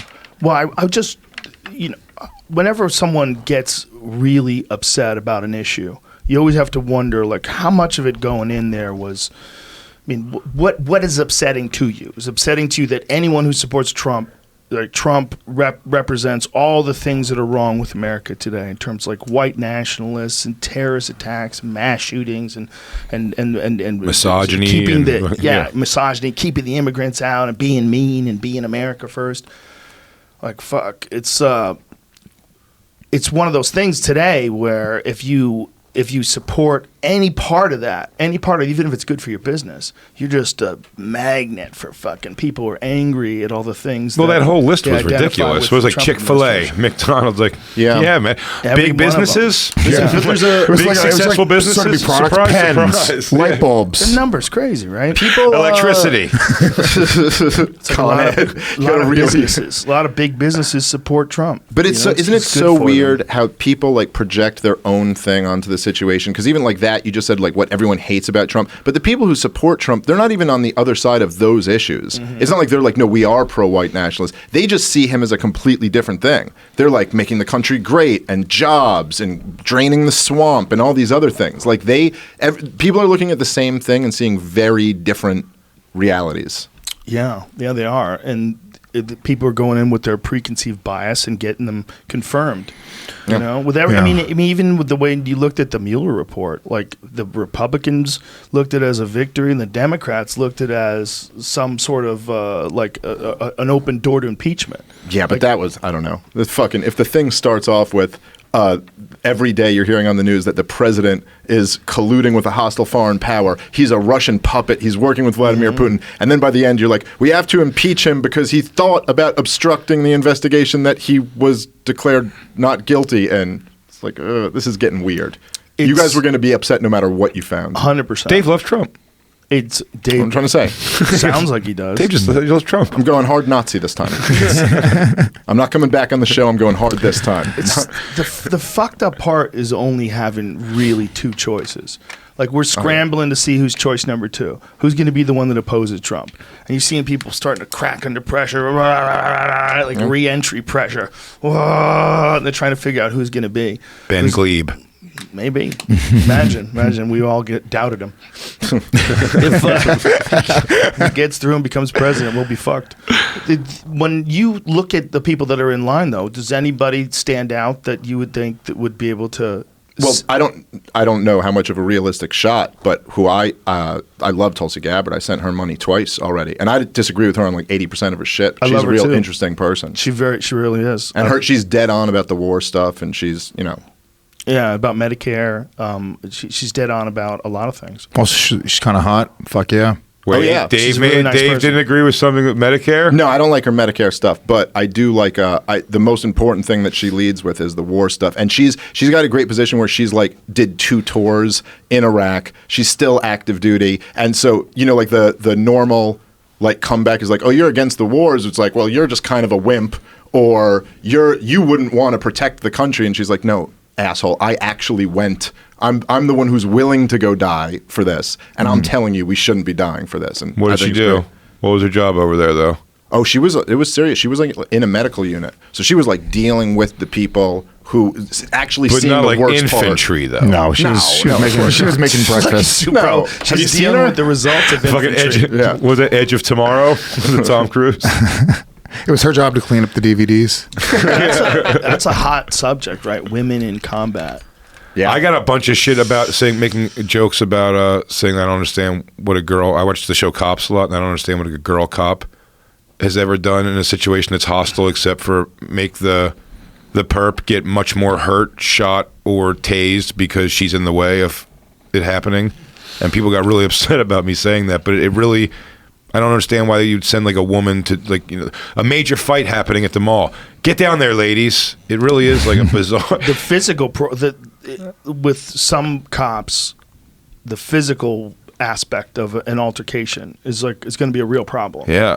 With plenty of guy cops. I was saying for plenty of males guy and cops. females. It doesn't There's have to lot be of them. a female thing. You can just say you can't have a 110-pound person go and be the physical authority in a situation that No, can but if go you're a over the top. 110-pound guy, Exactly. I'm going to call you a chick. Hey, officer chick. There's a terrible video of this guy getting pulled over by this lady, and his daughter is in the car, and the guy was a criminal apparently, and the lady yeah. cop was calling it in, and the guy punches her and gets her down on the ground. He knocks her out cold. It's an gets her old down on the video, ground, yeah. and starts punching her face, and and the daughter screaming, "Stop it, daddy! Stop it, daddy!" And he beats the fuck out of this lady cop. Yeah. And you're like, this is why it's a problem. This lady cop's by herself, and she's got a gun, but she doesn't have the gun out of the holster pointed at the Right. guy. It's a routine traffic stop.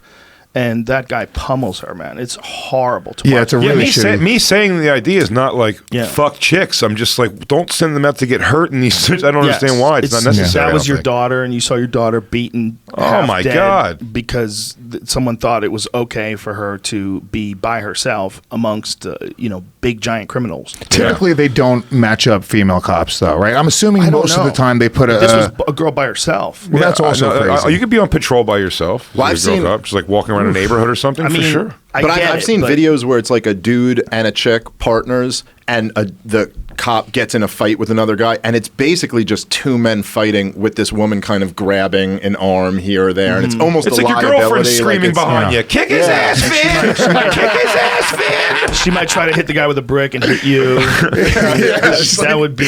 She's pointing the mace at herself. Get Get the fuck off of him! There's a lot of men that would fall apart in that job too. Right? Yeah. There's a lot of 100%. men. Sure. Oh, A lot of definitely, men. definitely. A lot- Well, I I've seen- but I think any small, whether it's a woman or a man, any person who's not a large person, who's not physically strong, who's by themselves as a cop is in danger. Anyone, doesn't matter if you're male or if Absolutely. you're a 150-pound man. Absolutely. Same deal. You're in trouble.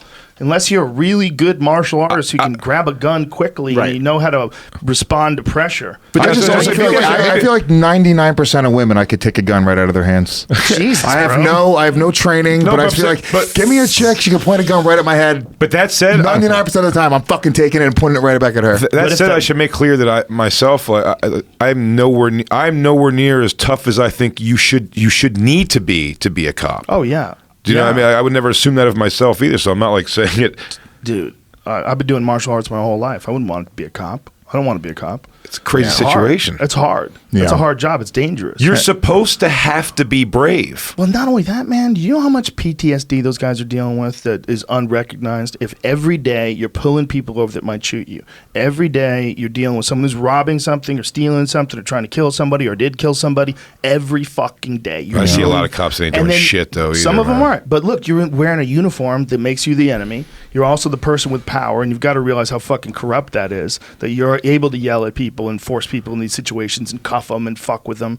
And you got to know when to abuse it, when to use it. Just gentle public, like, nastiness because they can. Yeah, it happens. Guys, walk. Some guys do it. Walk. Well, it's also a different time now if you're in their way, like in a personal way, if you're just blocking their path, where a normal person would go, excuse me, guys, because they're wearing, they go, walk, guys, walk, let's go. Because they turn around and you're like, oh, shit. Yeah, but sometimes they don't have time. Look, benefit of the doubt, right? They're in Times Square. They're dealing with a lot of people. There's just not time for the nuance. I'm not talking about circumstances. I'm talking about in just a thing like that. The same way they put on their lights to go through a red light just to get, because they don't want to wait at it. Yeah, it's I've seen a million examples of that. Of course. But that's it's just power. Human beings don't do well with authority mixed with impunity.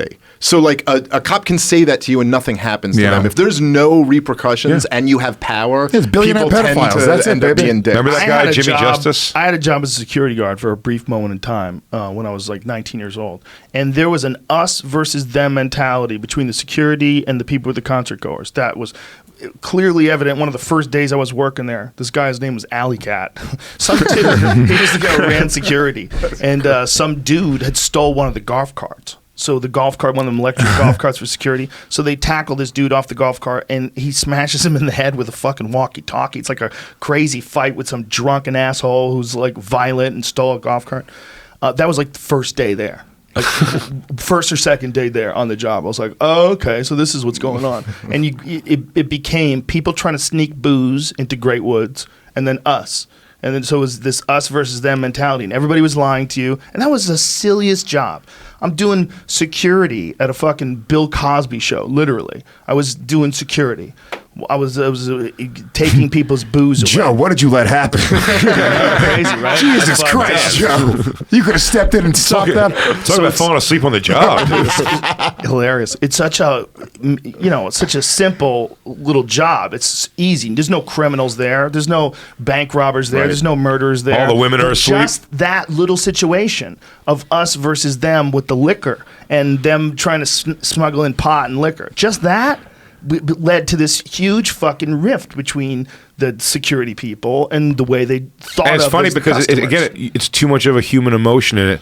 That's something that should be a job, because what is, even if you don't care if people, when you're not working, you're trying to get beer and weed into a concert. It's just that these are your opponents right now, and they're trying to fuck with you. Even though some of you were like, you'd go like, I don't care if you guys smoke weed. You're like, no, but I have to say you can't smoke weed. And then when they do it anyway, you're like, I just fucking said you can't smoke weed. It's like testing your manhood almost. And it's too much human emotion in that. They made a movie on Netflix that came out about that experiment. What college was it? It's like a famous story. It's Princeton. The Princeton prison. Or no, Stanford. I'm sorry. Yeah, Stanford prison experiments. I read something debunking that. Me too. Recently. Yeah, they said the methodology was all wrong on it or something. Like it's not a legit study. They also said that people were doing things just to end the study quickly because they wanted to go home.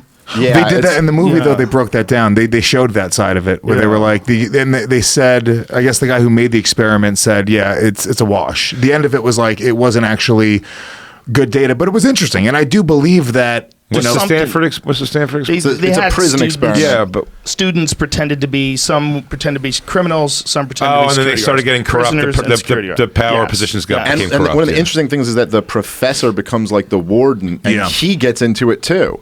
Yeah. Like they show they got it on video and stuff, and he's like walking around with his chest out, and he's all in. It's just people they fall into these roles, into these camps, and the authority goes to people's head. It creates a weird dynamic. Think about how many dickhead cops people have met.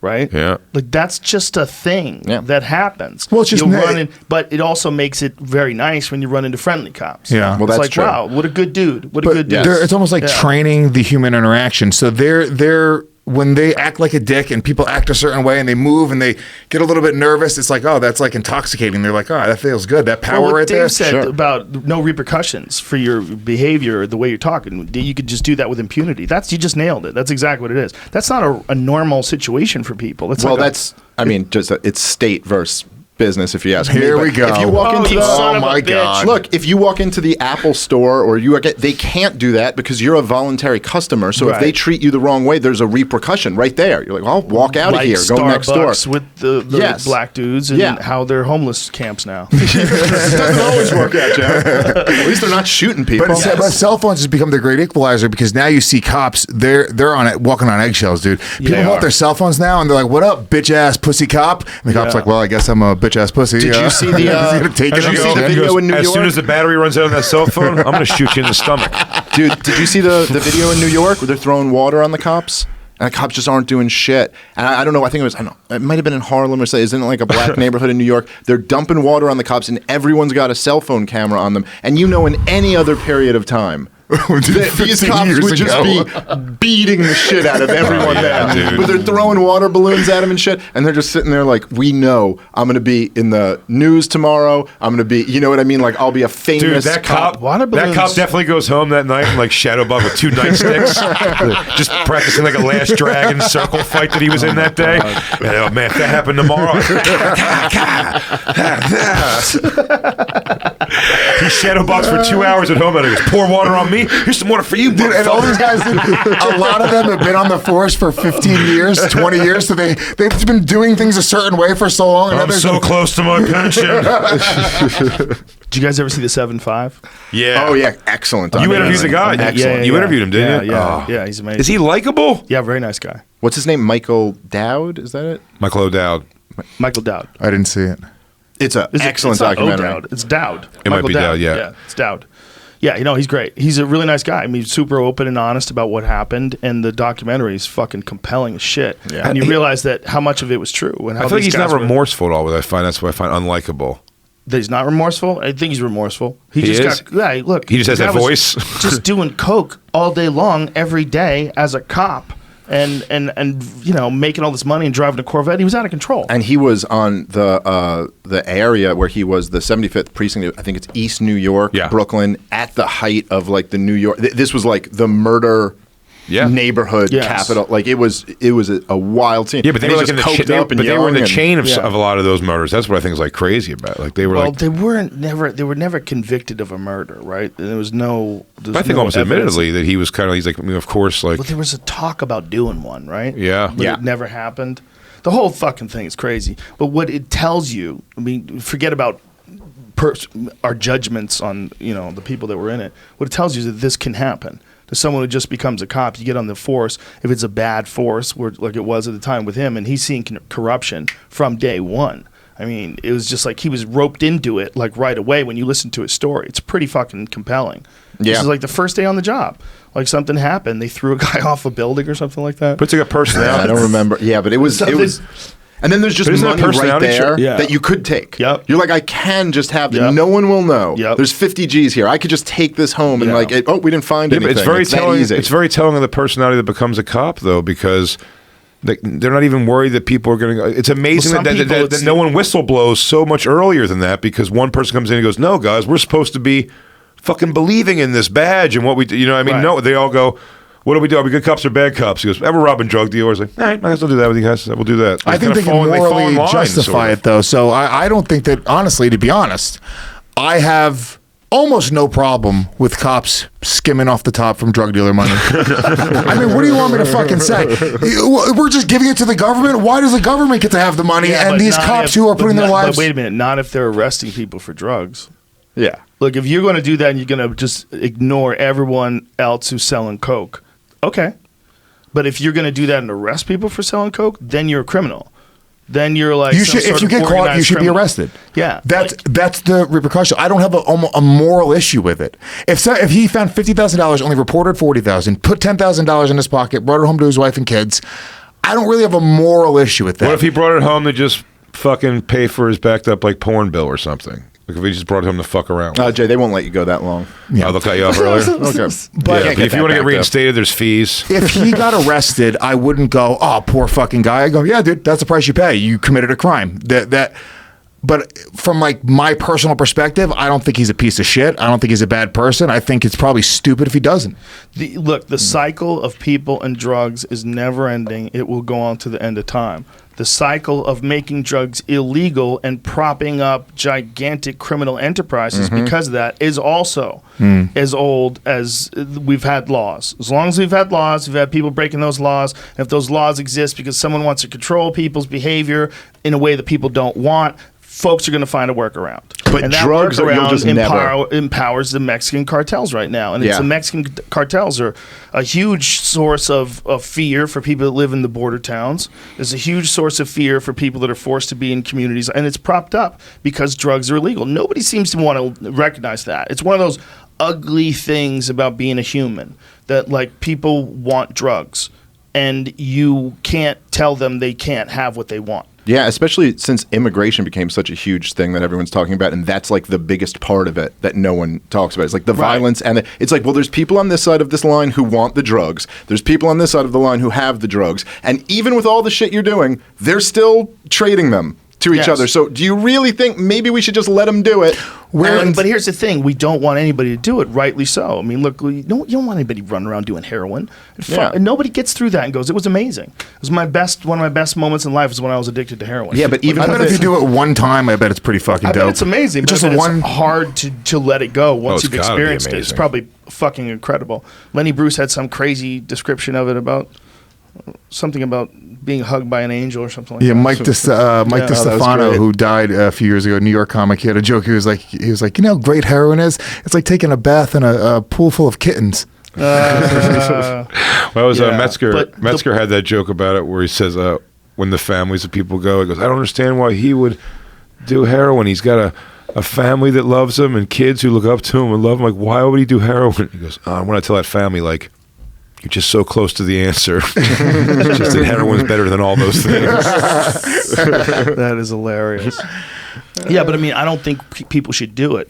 But if you make it illegal, they're not going to stop doing it. The question would be, would people do more of it if it was legal? If you could just go to a drugstore the same way you go to a liquor store, and the drugstore was actually a drugstore, where you could just go buy Coke. And they might. Well, look, in LA, I do think more people are smoking weed. For sure. Since weed became legal. Like, that'd be my guess. I don't actually have data on that. Well, let's find out what the date is. I'm sure it's easy to find. But even if that's the case, I don't know if that's the answer, because let's say even slightly more people did heroin, but way less people got murdered. What's that? What the year heroin?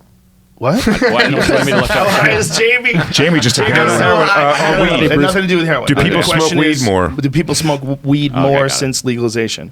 Well, that was the most hilarious. Not remember what we were talking about. Well, it's gotten cheaper. It's gotten cheaper. It's easier to get. It's better. It's more fun. It's in candy form. It's in fucking I think it's an 18. I think an 18-year-old is more likely to definitely give it a try versus maybe would have. When I got weed for the first time, I was 17 years old. I had to have my Uncle Raymond buy it for us. He skimmed off the bag, I remember. And he bought us a fucking dime bag. And me and my two best friends, we smoked a joint before we were going to see System of a Down, Incubus, and Mr. Bungle at Snowcore. You're Puerto Rican, so was your uncle like 2 years older than you? It was one of those deals. Is that why he did that? But dude, it was we the night before we wanted to smoke, and it took us. There was no way to get it. We were trying to find weed for so long because we weren't in that world. The first time you go to get weed, if you could just go to a store and pick it up, and it's fun, and you know it's like at a mall. I mean, yeah, I mean, astronomical. But you know, I love weed, so I'm not hating. It's great. Well, it was hard to get on the East Coast. I mean, it's just trickier out here. Still. But since the 90s, once they passed those laws for medical, everybody had a medical card. It's not hard to get at all. The doctors were extremely unscrupulous in their prescriptions. Yeah. So everybody's had weed out here since the fucking 90s. Yeah. Like strong, easy to get weed. Yeah, but now they I don't think don't it's give you shit changed. if you smoke like outside. You can That's smoke it. You true. can smoke it like a cigarette now, and No, I don't think you could smoke it outside. I still think you have to be indoors. I think smoking outside, the problem is other people can smell it, and you're not supposed to do that. Yeah, I mean, I think in Denver it's like 9 feet from an entrance you could smoke weed. hilarious. I think so. That They doesn't turned seem the to other be- cheek. I smoke vape. I mean, everywhere. Inside of a movie theater, as I'm walking through a mall. I go to the bathroom at the airport and I smoke. Yes, that's what ethnics do. They challenge everyone by being big and alpha in a place like that. Starbucks, I don't buy smoking. anything. Yeah, I'm smoking what? Ethnics. Yeah. Ethnics. He only keeps me around so he could be racist. I go, what do you mean? My dentist is black? Lewis? Oh, shit. Black dentist would be hilarious. Black He's got gold teeth. Snoop's got diamond lower teeth now. What? Oh, man. Yeah, it's Snoop Dogg. He's probably Diamond studded or like them made crazy of diamonds? grill diamond Yeah. things. But he's in this video where he's driving around on his Instagram in a Lamborghini with diamond lower teeth. 50 He's had a years good old, life. right? I love it. 50 years old with diamond teeth. He's living it, man. The Oh, guy for doesn't- sure. He doesn't give a fuck. He spends most of his time getting furious at video games online. Does he? Yeah, he just yells about Madden, like He did a very UFC aggressively. thing for a minute, right? He was commentating like with Uriah Faber. Yeah, they would That's hilarious. drink. They would drink and watch the fight. So he was drinking like Tanqueray and Oh, smoking right. joints and Never saw watching the that. fights. Oh, these white boys tough. Yeah, because what it was there was some commentary that he did just independently on one fight, and it was so hilarious because he's so animated, screaming and yelling about this fight that everybody thought like, wow, wouldn't it be great if there was an option to watch the Snoop Dogg commentary? Yeah, on demand, you could click over to the Snoop Dogg version. That's right. And it was probably, I don't know, I've never watched it, but I assume it was fucking horrific. Oh, was great. they go Was north, it? It was they great. go north south. I He just got don't his think- dizzle and his mizzle. Yeah, I guess they got bored with it. They got bored doing it or something. I don't know. It stopped. Maybe Snoop's fucking busy. He doesn't have time to be doing that all the But time. he's like Mike Tyson too, in the sense that I remember when he was like scary. Oh, here it is. Let's listen to Yeah. this. Out there, cuz. Whoop this motherfucker. Whoop this motherfucking ass. Oh, that's right. It was Beat this Colby. Fuck this motherfucker. No. I'm sorry. Darren I'm Till. sorry. Yeah. Tyron Fuck was. Donald Trump, nigga. Whoop him, cuz. This is where he thought it was Colby. Okay. He thought it was Colby. This was a Oh, big that's thing. right. He thought it was Yeah. Colby, but it was a man from a completely different part of the world. Yep. Yeah. Fuck Donald Trump. That is hilarious. He thought it was Colby. That's Yeah. so funny. Holy shit, he was getting some booze the other night, huh? Dude, that guy hears cha-ching. Yep. When those people are booing, Oh cha-ching. yeah, it's emotion, dude. Emotion. You want to get the emotion out of people, whether it's good or bad. It doesn't fucking matter. They want to see him fight and they want to see him lose. He's going heel. He went heel. Yeah. Listen, he's a good guy. I'm telling you, I know that guy. I've met him outside of this crazy thing that he's doing. And this crazy thing that he's doing came about when he was like on the verge of getting cut. And people didn't like his style. And so he went hard heel when he fought Damian Maia. He went hard Yeah. heel. Well, Chael did a similar thing. Chael wasn't the big mouth guy back in the day. No, he was not. Yeah, You're and right. he then just he made a became. decision one Yeah. day that he's going to be that dude. Was it right at the Anderson fight? Fucking great marketing decision. Smart, very smart, Yeah. and Colby too. It's like, but also Colby, he something happened as well. He's really exciting, dude. That last fight, very good. Ooh, that was a last fight. fight was incredible, dude. But yeah, Colby is definitely it's contrived. I appreciate the effort. But it's you know, effective. See, the thing about it being contrived is it makes it obvious that he's putting on a show. Yeah. But the thing is that putting on a show is fucking, he's ruthless. He fucks with people's heads legitimately. Like, they do not want to lose to him. And then when you get inside the octagon, he's really fucking good. Like, really fucking Yeah, I didn't good. realize how good he was That until the Robbie Lawler fight. You see the amount of strikes that Yeah. guy fucking yeah, all threw? volume, and then he's unbelievable wrestling. It's a really, really, really tough matchup for anybody. And Colby it is an act, and it is pro wrestling. He puts on the Trump hat, and people just see that hat and they lose their fucking mind. Yes. And he trolls half the country. And it's a similar thing with when businesses do it. I'm going like, guys, don't be rubes. Like, it's very obvious that it's just an act. And if you're a fan of mixed martial arts, you have to appreciate the fact that some guys are taking chances and trying to generate interest. Every guy can't just be put on a suit and be straight laced and Yeah, I respect my for sure. opponent. At some point, you want like a little story. Yeah. Yeah, I mean, he makes it juicier. But the bottom line is, put all that shit aside and just look at what he's doing. You look at what he's doing, like, that guy's extraordinary. Yeah. Like, the fact that he could do that to Robbie Lawler, completely shut down his offense and just put a beating on him, just stay on top of him, never give him any air. Never give him any air. The pace is smothering. And his striking looked really It's good. very good. I It's mean, very like good. very, very good He in that takes a fight. shot. He takes a shot great, and his cardio is off the fucking charts. Oh yeah. Yeah. It's that whole 170 right now, that whole division is looking crazy right now. It's amazing. Yeah, Nate Diaz being back in the mix and Masvidal. Masvidal Nate seems like just like if you're a fan of just Jesus like Christ. if you're from a poor neighborhood, that is like the superstar matchup. I grew up in such a shitty like environment. It's like that was like the perfect two hood rat fucking guys who are going to talk shit. They're going to go in there and fight. my God. It's so awesome. They're I going to make love so it. much money. That Yeah. fight's going to be so giant. Well, it was cool that Dana White at the post-fight press conference, he got asked because he had famously said, I think once, that Nate Diaz doesn't move the needle or something like along those lines. That was during negotiations. Yeah, I'm I sure it was. guarantee. But he basically said, he goes, I think Nate, besides Conor and Ronda Rousey, is like about as big a star as MMA has. Like, they did crazy good numbers. Everyone, the arena was going nuts for him. Dude, when he walked out yesterday or Saturday night, when he walked out, the fucking place roared. Yeah. I mean, as loud as anybody, as loud as any main event person, whether it's Stipe or DC, Nate Diaz got the biggest roar. And then he had a great performance. Well, even leading up Yeah, to man. it, people were talking about Nate coming back more than they were talking about the heavyweight title.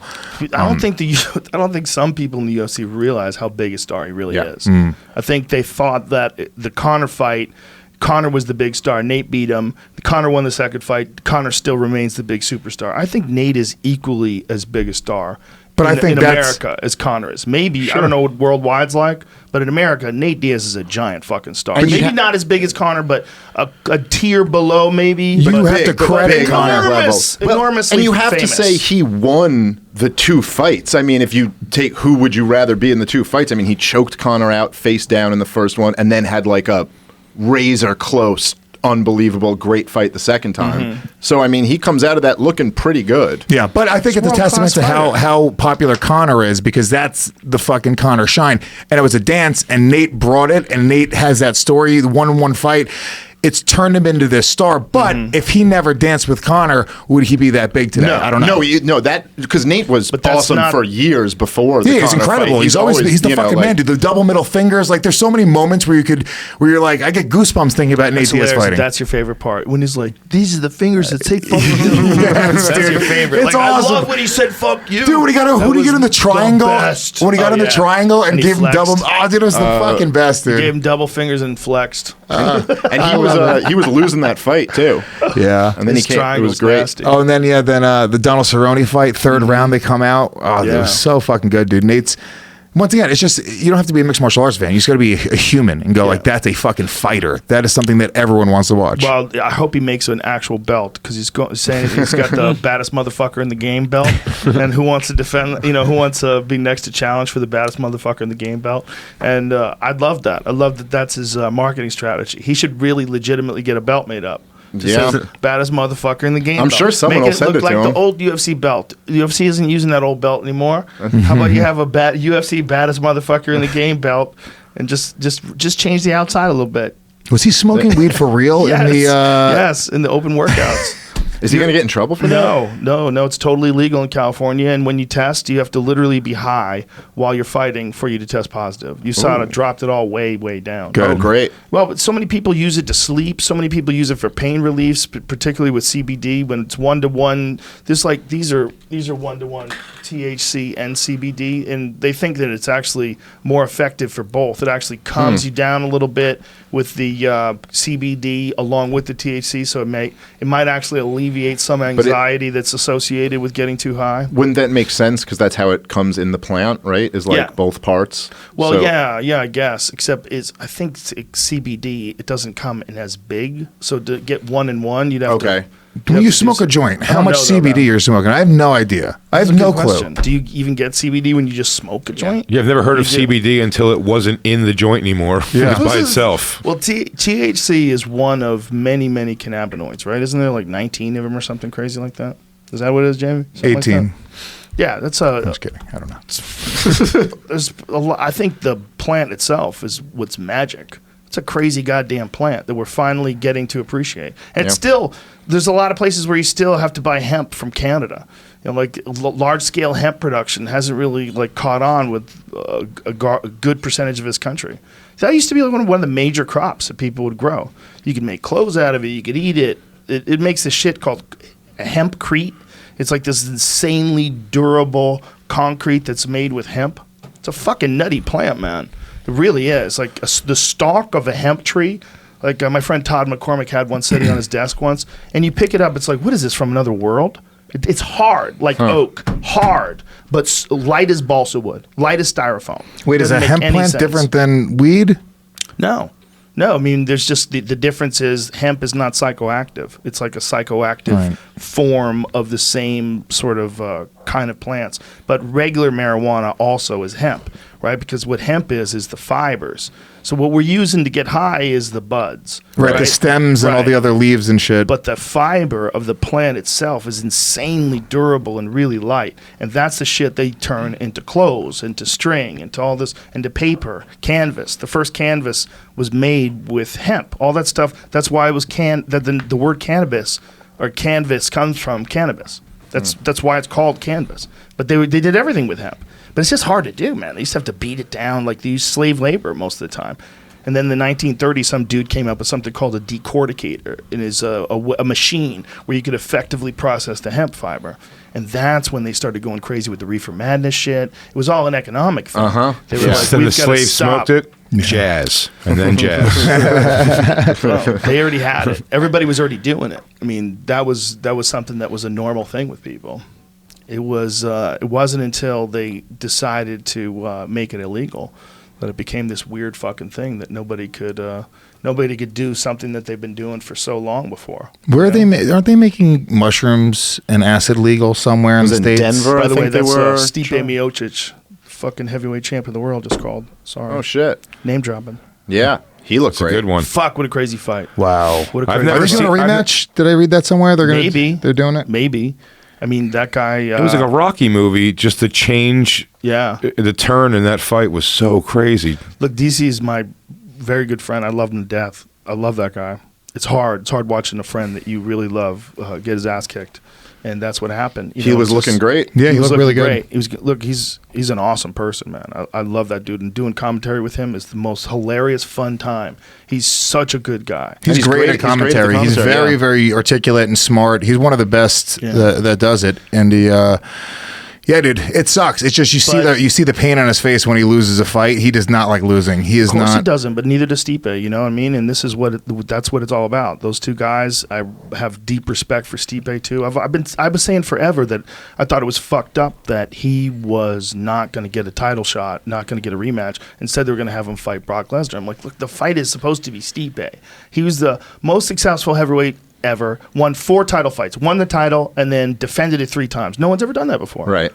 So that was the giant. I mean, and the guys he beat were fucking really good. And it's not just like Ngannou you was in gave his it prime. It'd be one thing if you said, he got knocked out in the first round, so we're going to give the first crack to this number 1 contender who's like on a tear or something. Right. But to just say Brock Lesnar, Yeah. because this is it was the most naked example of this is just for pay-per-view buys. So that kind of sucks for Stipe. Yeah, it sucks for Stipe, and I'm glad it didn't happen. I'm glad that Stipe got his chance because just out of respect for the sport and respect for the true champions of the sport, like it doesn't matter what marketability or not. That Yeah. guy is the best champion that's ever been in the game. He's the best heavyweight champion of all time. So like to not recognize that and not like that should be a big deal. No, So it I should agree be- with you. that should be the fight, but the money of the Brock Lesnar fight would have been so immense that if you're a company that makes entertainment, this is why it's kind of like the UFC in some ways. There's a marriage of entertainment and of sport. And there has to be. Yes. I mean, the people are the ones who are buying the pay-per-views and paying Sure. for it. So if more That's of where them the want shit this, talking comes in. And what's good for the goose is good for the gander because you get Brock Lesnar to come on a card, you get massive eyes on it, and then you get every time you do that, there's a percentage of people who stay fans and become hardcore fans and tell people about it, and there's real value there for everybody. So, but the heavyweight championship of the world is supposed to be the most prestigious, and you don't see that in any other sport where a guy will be coming off a loss, be 4 years removed. test positive for steroids and then just get a title shot. Yeah. That's a good way of putting it. Yeah, that's a very good point. What I want to see more even than the DC thing, I want to see Francis Ngannou Stipe too, because Francis Ngannou just destroyed Kane and Junior Dos Santos, who, if you guys remember, just a few years ago, those were the guys. That was King Kong and Godzilla right there. That's the heavyweight division, and he just destroyed both of them. He looks like he got his confidence back. He looks like, I want to see that rematch. Yeah, I'm terrified for everybody who gets in the octagon against that guy. Every time he fights somebody, I'm like, Ngannou? Yeah, because I remember I still have like shell shock from watching Alistair Overeem get hit with that left hook.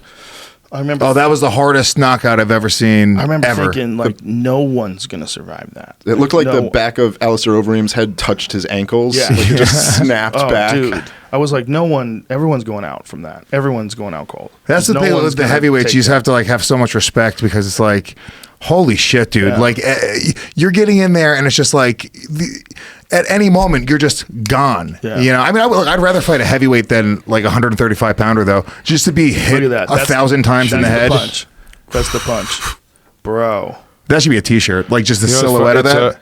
It's interesting you say that with DC, where you're like, I just know in as little as we know Mickey Gall, as much as we've been friends with him for a short amount of time, even when he fights, there's some different stakes on it. As a buddy, you're like, it's hard. And you must see that a lot, and you're calling it. Yeah, you can't really put much. It's hard for me when Cowboy fights. Oof. I root against Those Bisping, are hard. actually. It was really hard when Brendan was fighting. That was real hard because I'm real tight with him. And we're really good friends. And when he wasn't really doing it anymore, he was still in it, but he wasn't really 100% in. He was thinking about other things. He was thinking about when he gets out. He didn't have the same focus and intensity in training as he used to. That's hard, man. That's not the sport to do that in. Yeah. No, it's hard. Whenever you're thinking about getting out, get out, because there's people that aren't thinking about getting out. And you got to think about what we were talking about earlier, like Mike Tyson in his prime, angry at everything. If you're thinking about getting out and you run in front of a guy like that, or a girl like that, there's female kickboxers that are like that too. They're just fucking vicious, man. And they're waiting. You think you're half in, half out, thinking about cheerleading, wham, shin to the face. You got to be. You're saying at the end, Brendan could have been beaten by a woman? Yes. Am I following you correctly? I think at the fucking highest levels of any combat sport, you have to be all in. I don't think that's something you could dabble in. Yeah. It's a hard thing though, because I think in MMA, luckily Brendan is a podcaster, comedian. I think a lot of other guys, they don't have the same. But they could do other stuff. Like Tyron Woodley's rapping. Tyron Woodley has businesses. I know he's doing something with CBD. I know he's got. He did a record with Wiz Khalifa. I know he does a lot of TMZ stuff. He's a funny dude. I think you have to become Tyron's champion. Tyron's smart. Champion though. It's he has a huge name. He was, but he's working. See, he lost his title to Usman, but yet he's still doing all these other things. Of course, but I think it's easier when you have that name. You're a former UFC champion. I think that alone will probably sort of set you up, as long as you're not a complete idiot for the rest of your life. But there are guys that never get to that very, very top, and if they don't sort of set themselves up for afterwards, they're gonna, when you think about getting out, you're like, shit, dude, the reason they take those fights, what was that one documentary I saw where the guy was like, he'd gotten crazy brain injuries, and his family was just like, dude, don't take another fight, and he still had to take it. He's had to pay the bills, and it was just there was just no other option. He was barely making money at a gym. So that's the thing where it's it's a sport where you're all in, and then once it kind of shit hits the fan, it reminds me of comedy, because it takes minimum 5 to 10 years to figure out if you're going to even be good enough to do it professionally, right? And then at that point, it's your whole life. So that's why you never see people quitting. Nobody quits comedy. Well, you see a lot of people that maybe they start at 20, and by 30 they're 10 years in. And if it's not working out for you, you took the 10 years when you were supposed to be figuring out where the trajectory of everyone you knew from high school figured out a job, got a house, got married, or whatever. But how do you gauge that now? Because you could do comedy for 6 months and have a YouTube video that makes you where you can make $25,000 on a Sunday doing one Sunday show at an improv. But have you watched that guy's YouTube channel? Oh, so that's rare. That doesn't happen too often. It's not that rare. I think it's rare that there's guys that are doing comedy for 6 months that are making. Doesn't mean 6 months. Sure. The extreme example, for sure. For real, it shouldn't mean anything to us. No, it doesn't. I'm just saying. I'm just making a point that it's not really. There's so many alternative routes now. For the guy who puts those ears in. Almost what but I'm saying, but even with what Lewis said, I agree technically in like the growth of someone, like 10 years in, they got their legs under them, like good. And now they can start figuring out what their direction's going to be exactly and find their market. And that's how you become like a honed, great comic, hopefully, you know. But like you can get popular and have to work under the pressure of a sold out theater at 3 years into comedy. That is crazy. That's crazy. That's I couldn't Charlie Murphy did possibly that. imagine that doing Dude, that. Yeah. Charlie Murphy did it even more insane way. He was famous first. Yeah. And then he became an open micer.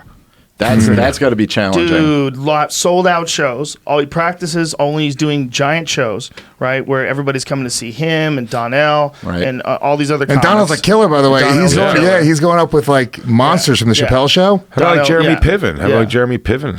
He's Or like, even Brendan. Brendan was a star when he started doing comedy. He was Yes. already known, very known. Yes, he was already known as a UFC fighter. Yeah, but what Charlie Murphy did was do like these sold out fucking shows, and he was practicing. Yeah. Like, I mean, I don't know how much time he spent before he went up on stage the first time, like knowing that he was going to do stand up. I think it was like, pretty also abrupt. he was also famous from the Chappelle Show and Yeah. from two of the greatest comedy sketches ever done that Dave Chappelle was acting out for him, and they were Yeah. so funny. And so the And his brother's Eddie expectation- Murphy. He's got the Right. fucking. So the Eddie, expectation when you go in is like, I'm going to see like the greatest comedian Yeah. in the country, and he's doing like his third set that he's Yes. ever done. Yes, Like yes. that's crazy. well, stand-up Right. comedy is the only art form that you practice in front of the audience. Yep. There's nothing else where and you have to. The only way to do it is to practice in front of an sit audience. at a painter's apartment and watch them paint the dude. whole time. Everyone else gets to master their craft by themselves in a whatever it could be mixed martial arts in a gym, it could be in a garage or in a band, whatever it is. Everyone else gets to figure it out. But we, from moment one, it's this naked thing where we're like, all right, well, and it's so douchey. I think back to the first time, like, what fucking type of asshole would even give it a shot for the Also, first time? It's like going, hey, I just wrote this song today. And they go, well, it fucking sucks. I'm not going to clap for that terrible song you just wrote. Next. They wouldn't. They would just go, at the end of it, they'd go, yeah, you played a song. You can make a song in a vacuum. I mean, you can. There's guys who have created the most amazing fucking songs, and then they like let you play them or let you listen to them, and you're like, whoa! Like, how long you guys been working on this? Like, if you have friends that are in a band, and they're like 4 months. Like, holy shit! Yeah. they can do it all and put it together from start to finish without anybody else involved other than the producers and them. Yeah. We can't do that. No. We can't. Anybody who tries is crazy. Did somebody, Yeah, there's no way. didn't somebody try to do a studio stand-up album? Didn't someone? No. Well, there was this special. Gerard Carmichael directed. Drew Michael. that Oh, Drew one- Michael's in- That's right. Drew Yeah. Michael did the Yeah. no audience No comedy audience. show. Yeah. Ah, Take you out know. the best part. You're taking out the The best. room just got quiet. Confused. Yeah, man, you know. Everyone trying to not shit on Drew Michael. Well, you know, I was just doing specials. an impression of his audience. Yeah, I was quite confused. I was like, It was confusing. But what do you do? You're Drew Michael. You're a young comic, 10 years in, HBO. You're like, I got to do it. Fuck. I got to do it. Gerard Carmichael wants to produce it. No audience. Let's see there's what happens. no way you could feel anything other than weird doing stand-up Yes. that you're used to doing in front of an audience to no audience. You would be fighting feeling weird the entire time you were talking because you know there's no one there. So you're just talking into a camera. You're gonna And it's feel also weird. the audience that's watching, to be honest with you, needs a laugh track. The reason laugh tracks exist on TV shows is because the audience sometimes they just need to be told, here's the moment. There right, we go. but Curb Your Enthusiasm doesn't have a laugh track. It's one of the funniest shows of all Yeah, I time. don't know if you need it's not the laugh track. It's what's the energy that creates. Just that you're watching like this perform, like you're part of something. Everyone's like you're supposed to be Yes. laughing along with them. Yeah. like laughing. If a guy, if Drew Michael came to you in person and started saying those funny things to you, like with that tone, you'd be like, "This is uncomfortable." Even if they're funny things, Get the fuck away from me, dude. You'd feel weird to What go. are you doing? You'd feel weird when you hit a punchline to go. It's like just you and him. It's too. It's Right. too intimate. Right, you're not even, but it's not even, when you're doing stand-up, like you and one person, like, right, who the fuck would ever talk like that? That only works in front of large people. So you're taking something that only works Yeah. in front of groups of people. Hey Joe, did you ever and go to a you're convenience store and the guy working there is looking at you like you're not going to buy? Like, Yeah, why are you you're saying it like "What? this? This is so weird. Yeah. So I can't says to the talk to guy, him. I says. But stand-up comedy is not just talking; it is using the pauses and using the timing and using the moments where they're supposed to laugh. There's so much more to it than just saying the jokes. that's the side of it where you go, it's like, I just don't, as an experiment, I get it. As like a YouTube video, I get it. But as your first big special, I would want there to be an audience there. Yeah. Oh, yeah. Yeah, probably. 100%. But I think Gerard is just a creative guy, and he had this idea, and they just ran with it. I heard he wanted to do it for himself. Aziz one, where he said he wanted to do it for himself. You see the Aziz one, where Spike Jones was on stage was the whole filming time? it, and they filmed it where you could see like the back behind the stage. People sweeping so up. people mulling around in the back. I found it distracting. It's Super extremely distracting. distracting. Just I didn't understand why that would be a good idea. Like, You don't have this to isn't like you happen to be filming. Yeah. Oh, we happen to film Aziz working out here, and you see a bunch of people in the background, but it doesn't matter. The material's good. You'll enjoy this. Well, there's this is a fucking special. You're intentionally making it what it's. If you want to have not supposed to concept, be. if you want to have concept to the thing, or concept like kind of bookend the show, like the show, it seems like it's all like, hey, look over here, to be like, I really didn't have like an hour I'm super happy with. I haven't seen the material of it to know. I'm not saying Aziz, it's not a good hour. I just feel like when you're throwing fluff, I would want less fluff to draw to like, hey, listen to these jokes. Like, please don't pay attention that like we have the first ever overhead 3D camera on the shot. Spike Jones, so I think you don't get it. I think it's one of those things where it's like, hey man, I'd love it if you directed it, and he'd be like, okay, but I want to do something different. Right. And then you're like, I trust you. You're a master at what you do. I'm a master at what I do. Let's collaborate. Yeah. And I get it. It was like when Steve Jobs, the first Apple logo, he just paid $250,000 for, and the deal was he didn't get any revisions. He got to like have a conversation about what he wanted to feel, and then this weird fucking artist went and created the logo and was like, here it is, and that's that. Okay, that's a bad deal. Yeah. Maybe Steve Jobs is not the businessman we imagined. It's a lot of money for a you dude. really- he trusted each- I may or may not use your fucking design, but I need to see it first. I need you to design some. How much am I paying? Can I see a sketch? What do you think he was going to do? $250,000? We're not even successful yet. We don't even have a logo. I'll was give pretty you easy. $250, and Yeah. if I like it, Can you create a Fucking logo for my company? What's it called? Apple.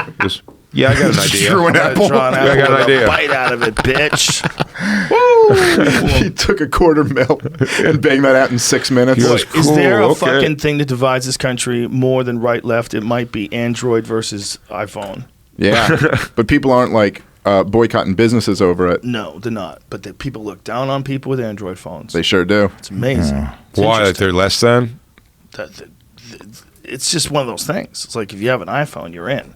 And if you have an Android phone, you're on that other fucking team. It's not even that you're, it's We just have like to the be- bare minimum. If you don't have an iPhone, you're a fucking loser. Yeah. That's what it is. Like And if, I was an Android guy for years, and I used to be one of the guys, like, what's the big difference? Who gives a shit? And then I got an iPhone, and I was like, oh, I get it. I I don't very have What is the successful- difference? The difference is just the way your fingers, I don't It's even the know the word. sleekness. It's the sleekness Just of the whatever it is actual from going from pieces. one thing to the next. If you're opening up a text or going to a phone, everything is just very seamless and it's smooth and it feels very natural and very nice. And Android, because so many different people use that sort of Android platform, it's always clunky and it's not exactly the same, so it never feels as smooth. Once you get used to your iPhone, that's that. And I agree, but I know very successful people that stick by Android. yeah, well, The newest Android phones are pretty fucking smooth. If you picked up like Galaxies, whatever. yeah, those like a things. Galaxy S10. Those are smooth fucking phone, man. Those things are as good as anything. There's a bunch of phones now on the side of Android that rival or are better than iPhones. Yeah, well, some of the technology's Galaxy ahead. Note 10, the Note 10 that just came out. is there one that's Wild not phone. Android or iPhone that's like dope that people just don't know about? Well, That's there's like no other operating system, which is really weird. It's like you have 3 operating systems. You have iPhones, you have Android, and there's still a few people that have Windows phones. Believe it or not. BlackBerry. Well, who the fuck uses that? I think that Is it they BlackBerry? came out with a People new still use that? BlackBerry. Tom Not Segura that. does. Tom Segura uses a He BlackBerry. loves it, yeah. I think that's a joke, bro. Well, I I still think loves that's a it. gag. If I text him, it goes blue. He's got a fucking iPhone. It's like Ari. He's Ari pretends lying to to not have a people. fucking real phone. yeah. Ari's got multiple phones. Pad. He's a It's a fucking second phony asshole. I talked to him about it one time. He does have it, but he doesn't like use it. Oh, He okay. has it. Okay. Yeah, he's got it. I think it was a joke, though. Like, I think he really did miss those little. If you had a BlackBerry back in the day, the thing about Tactile. texting people, you knew where everything was. You Yeah. knew where those Right. buttons were. You could text pretty quick. That little ball would break. It was so fucking annoying. Yeah, that thing would break.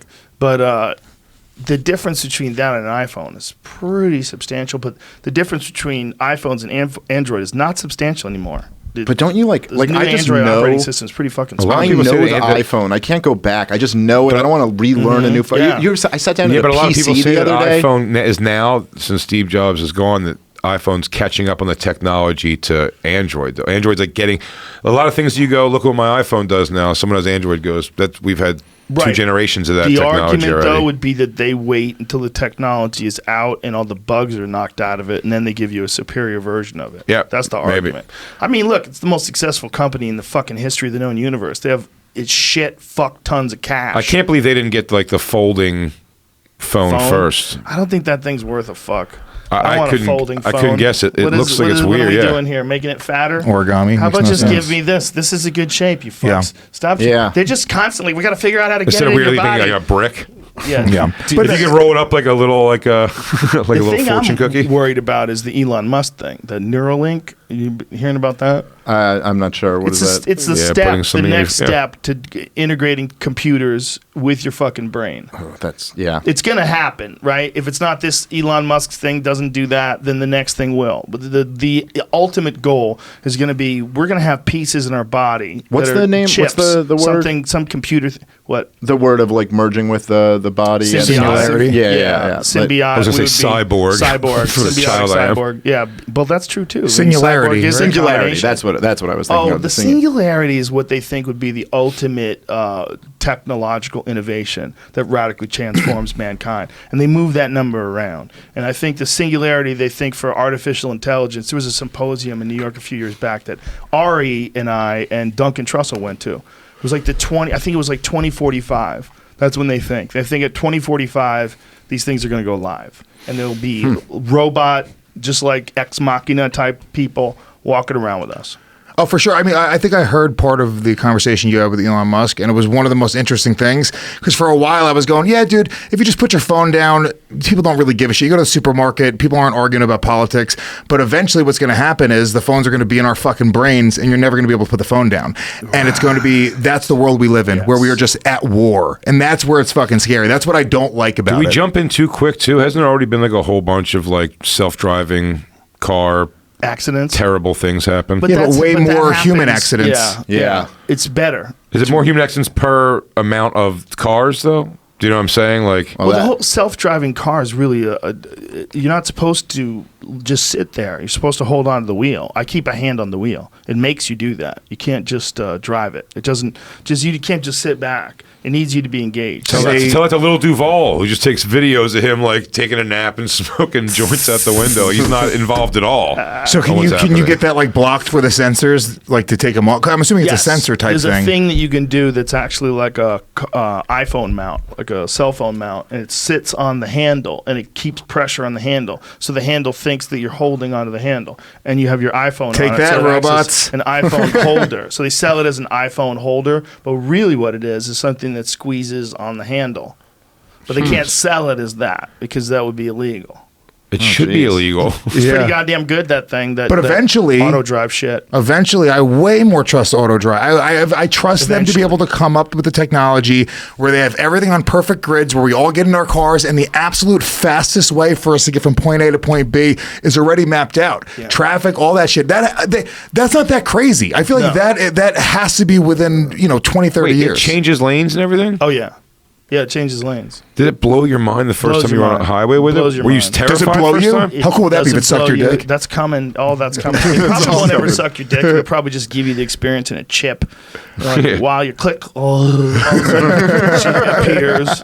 3D hologram lady appears and starts blowing you. It feels like it's real, but nothing's there. It's Whitney Houston, you get celebrities. Wow. Remember how yeah, they you made the future in 80s movies, though, where the dick sucking car would actually be like a hose would come out of the ground? That would be the feel. Look at a mouth hose. Would you really trust that mouth hose with your cock?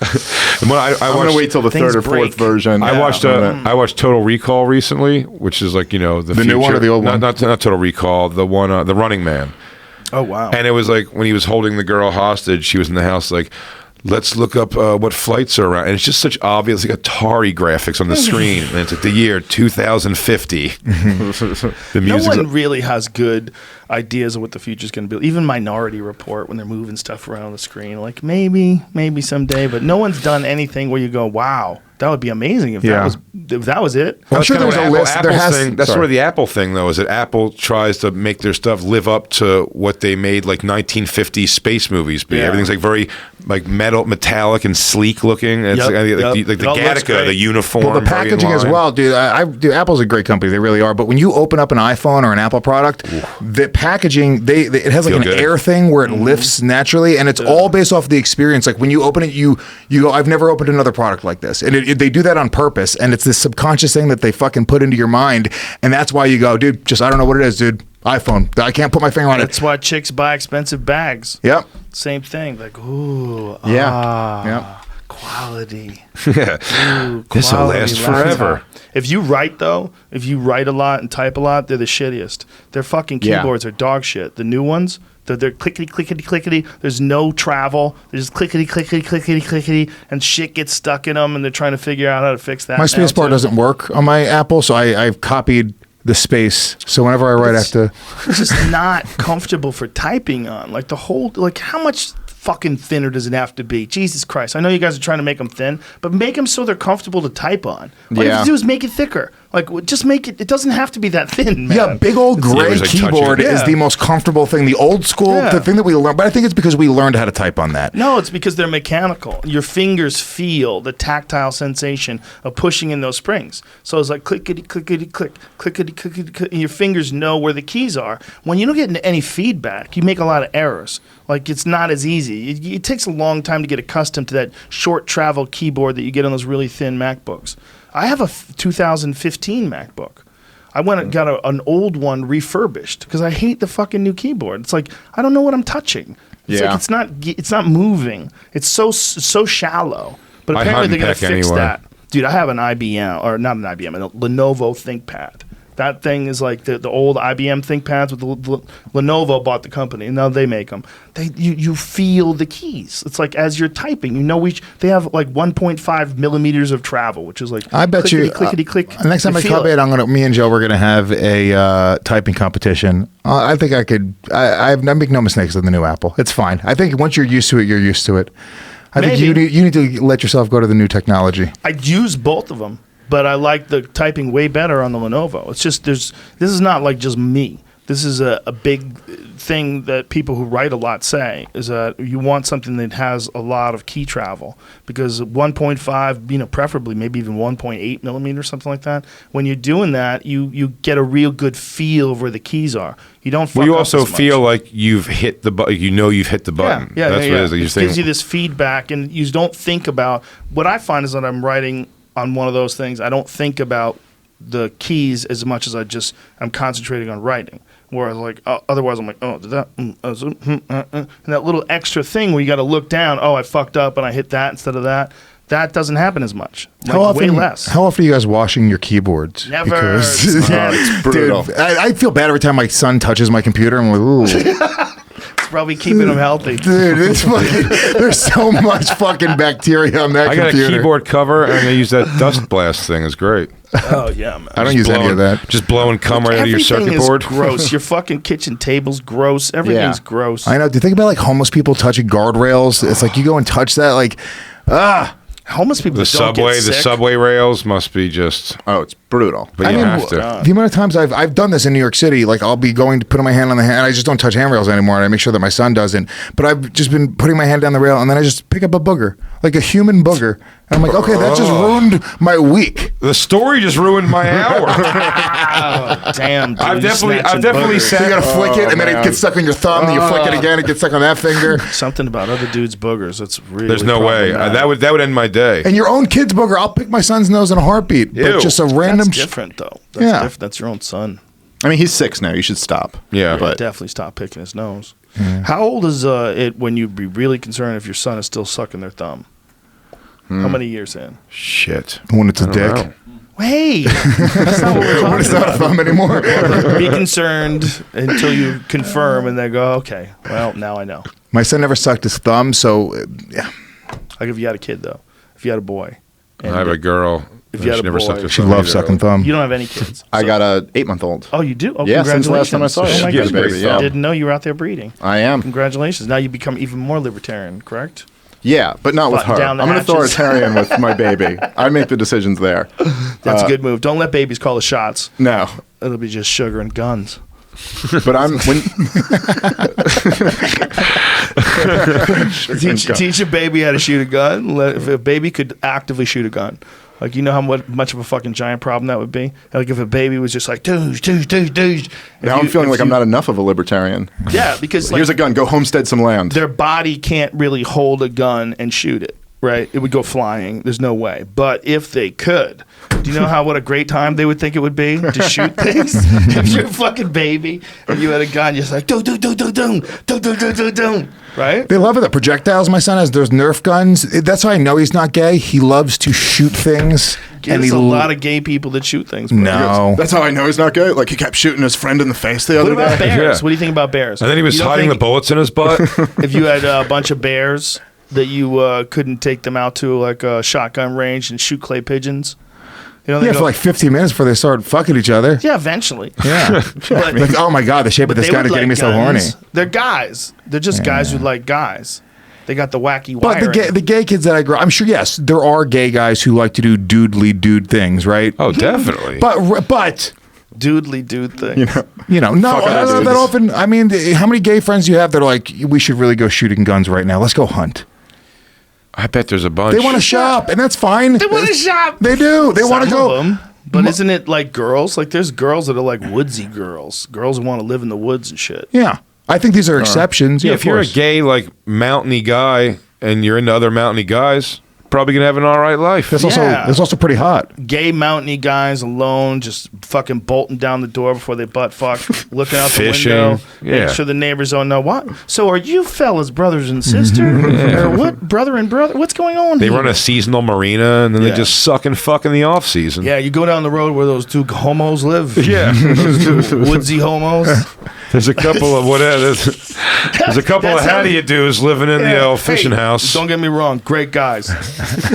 Great guys. I got no But, problem. Yeah, No you problem with just, all they do is chop wood and butt fuck. That was the bagel boss guy when he said that. He goes, I got no problem with gay people. He goes, just don't touch me, especially in the private area. Then we have the problem. I go, is that what your life's worried about?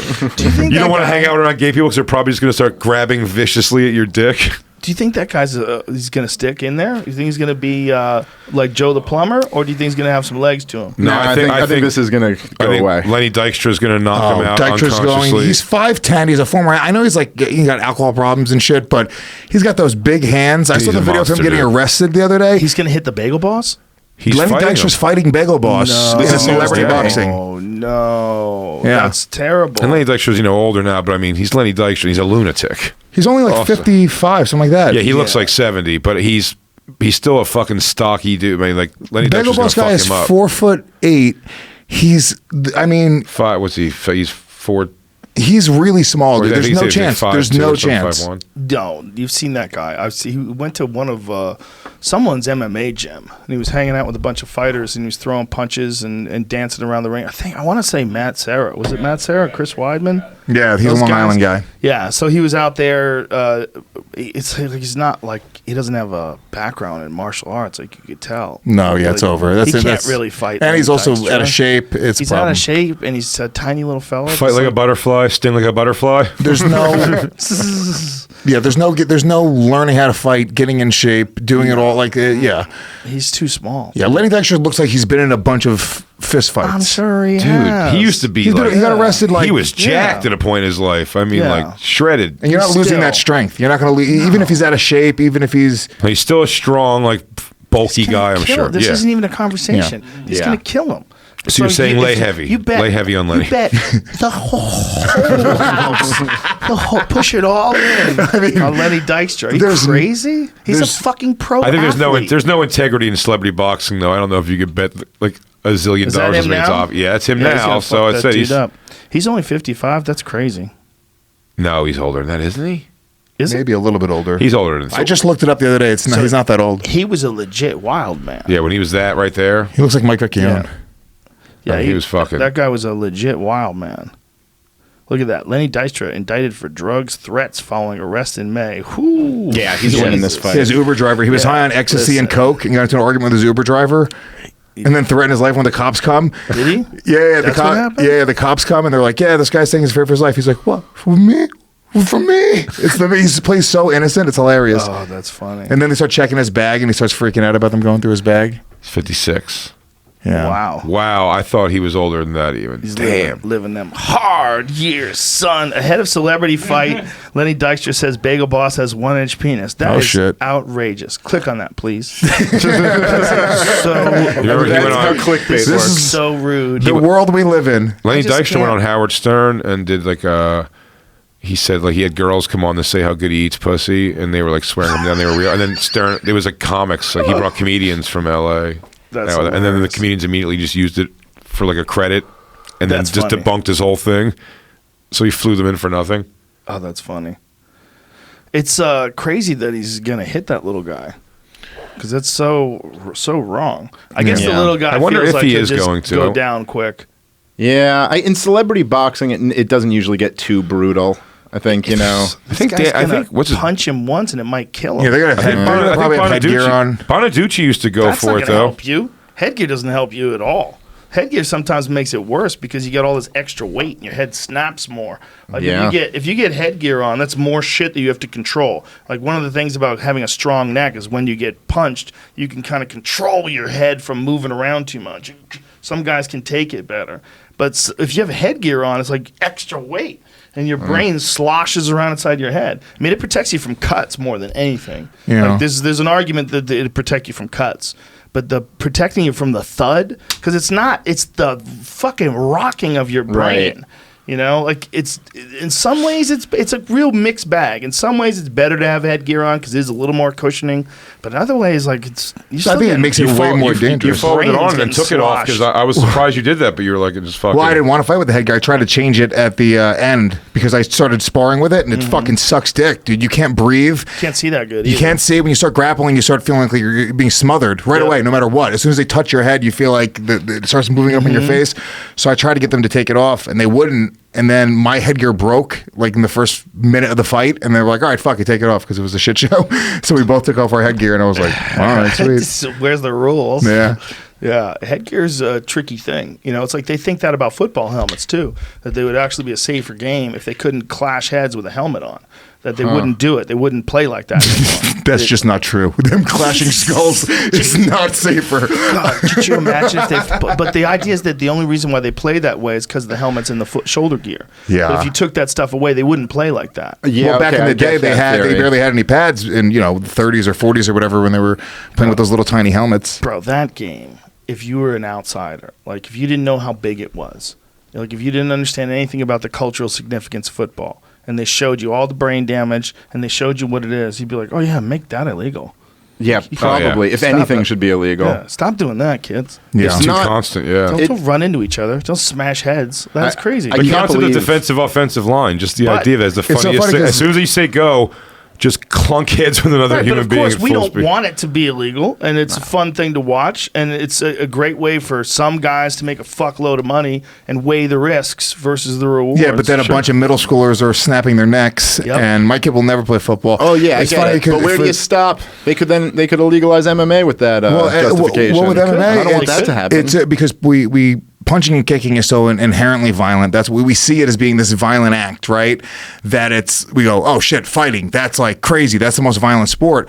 But it's so much less of a dangerous sport than football. Football, these guys are just running head first at each other, and every one of them has major issues. You also get blindsided in football. Yep. You know, you'll have your eye on someone and then you get head to head taken out from someone else. That doesn't happen as much in MMA. But, I mean, when people get like head kick knocked unconscious, that's not good for your brain. No, I but mean, how that's- often are it's football super players bad. being concussed All just the per time. game, A like lot. just Oh, smashing into all each the other, time, yeah. and then they get up and they just do it again and again and again. Well, now that they're a little bit stricter, I think, on like if you get a concussion, they won't put you back in, at least the way they used to, like when I was a kid.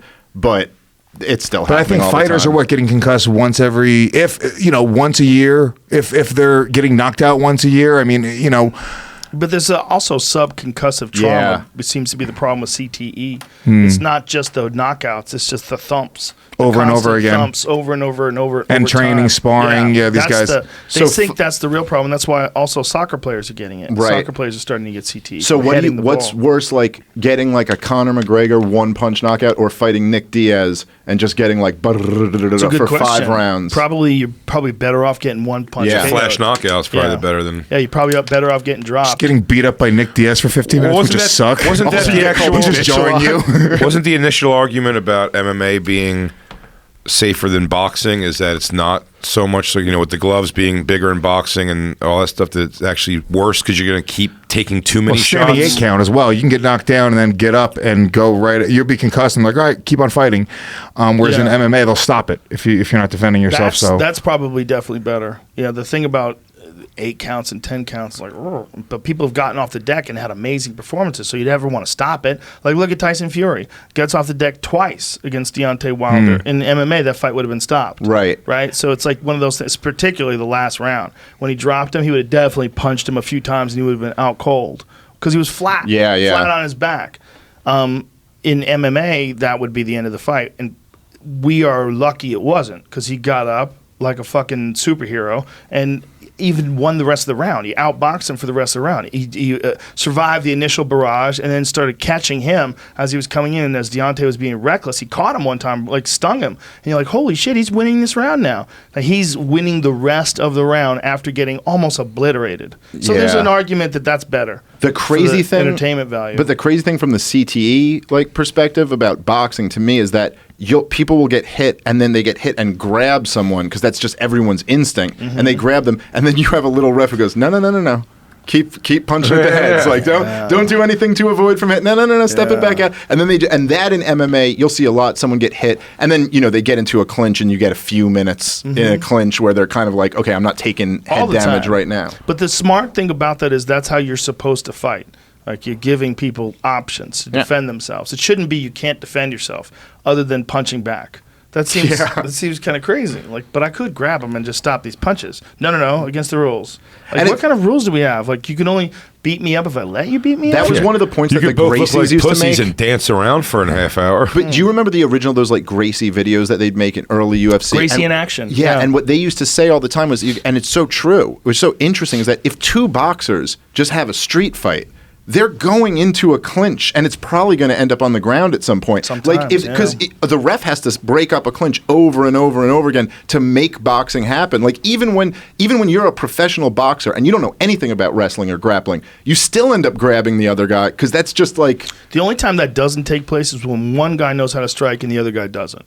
And you see a lot of those videos Yeah. online where 2 dudes decide to get into some sort of a street altercation, and one guy actually is like a boxer, and he clap, and he catches the guy, and the guy falls and bounces his head off the concrete out cold. There's a bunch of those Yeah, videos that's out there. bad. That's different. See, the thing about the Gracie Jiu-Jitsu is, like, you got to always be aware there's people like that out there. There's always guys who can punch you in the face. And if they know how to wrestle too, and they can keep you away and just keep punching you in the face, you better know how to take them down. You just don't know, dude. something. Fuck, dude. 2019, you have no idea who knows Now who people what. know shit. You gotta look at their ears. You gotta look for little signs, like you look in their eyes, Look at the shake their size of hand. their necks. Yeah, dude. Like, dudes with skinny necks aren't getting choked. But yeah, as far as like skill, like definitely, you don't It's know. a weird time for fighting, It's like, and I like both kinds. I like just stand-up only fights.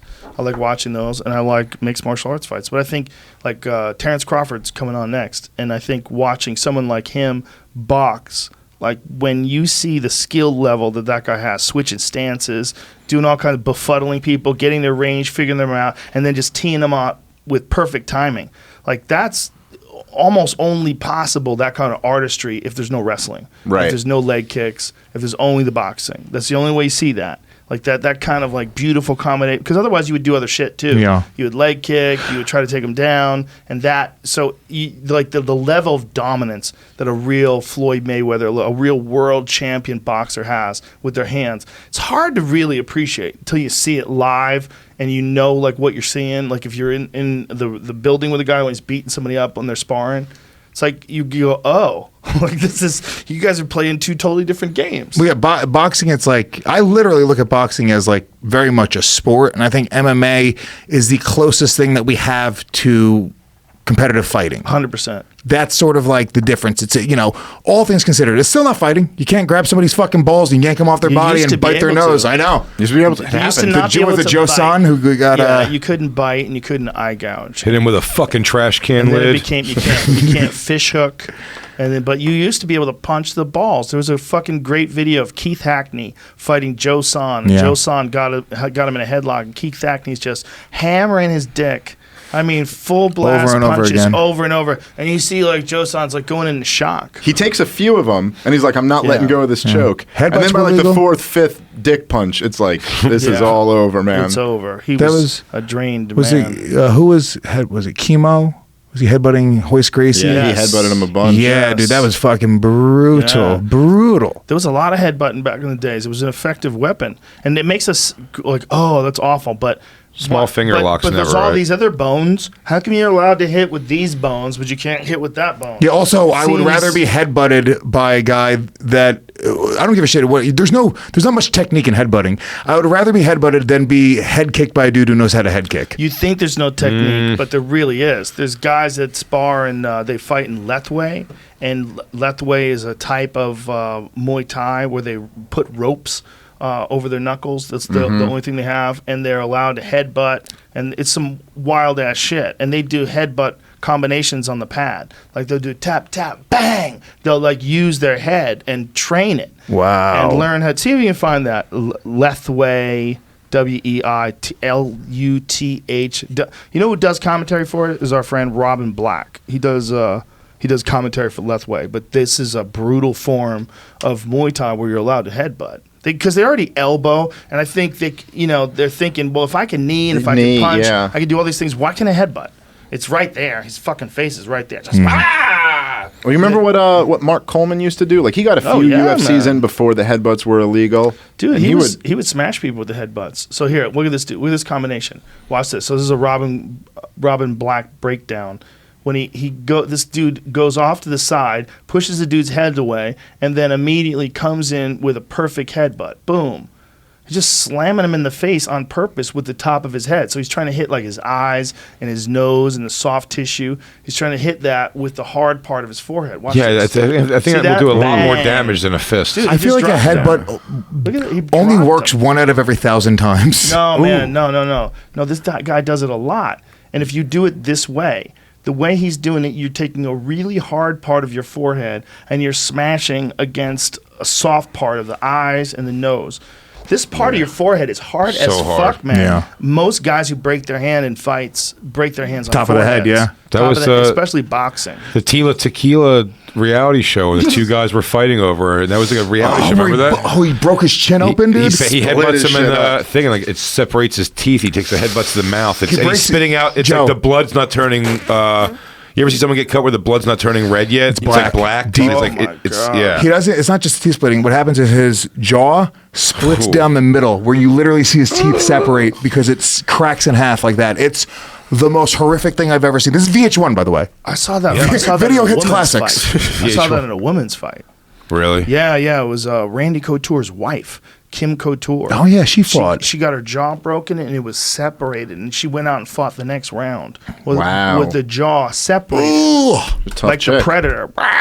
Like that's what Like it was Ari's asshole? Inside, it was moving around, and then she had to get it wired up and fixed after the fight. It was crazy. A kid that I knew in the 6th grade, he got into a fist fight with this other kid, and this other kid had brass knuckles. And brass knuckles were regular. You could buy them at like the mall when I was a kid. Martial arts shop. You could get like butterfly knives, nunchucks. Yeah, flying stars. Yeah, brass knuckles. Like you could just go in Flying stars. at 12 and buy deadly weapons. Yeah, man. They had those little stores that would sell nunchucks and all Sai? kinds of Yeah, the the sais. size. Hell The yeah. Kubaton. Remember Kubatons? So this kid had brass knuckles, and he fucking drilled this kid in the face and broke his jaw. And for the whole school year, like half school year, he had to have a wired jaw. He was just drinking chocolate milk at lunch every day. What happened to the kid? Couldn't who even tell the punched him? story. What happened to the kid who punched him? He was a kid, so it wasn't like juvie or anything like that. It was just like he got in trouble. Well, that's it. Yeah. The old You got days. arrested? No. No, Didn't get my arrested. God. Didn't get And arrested. they all go to school together after that?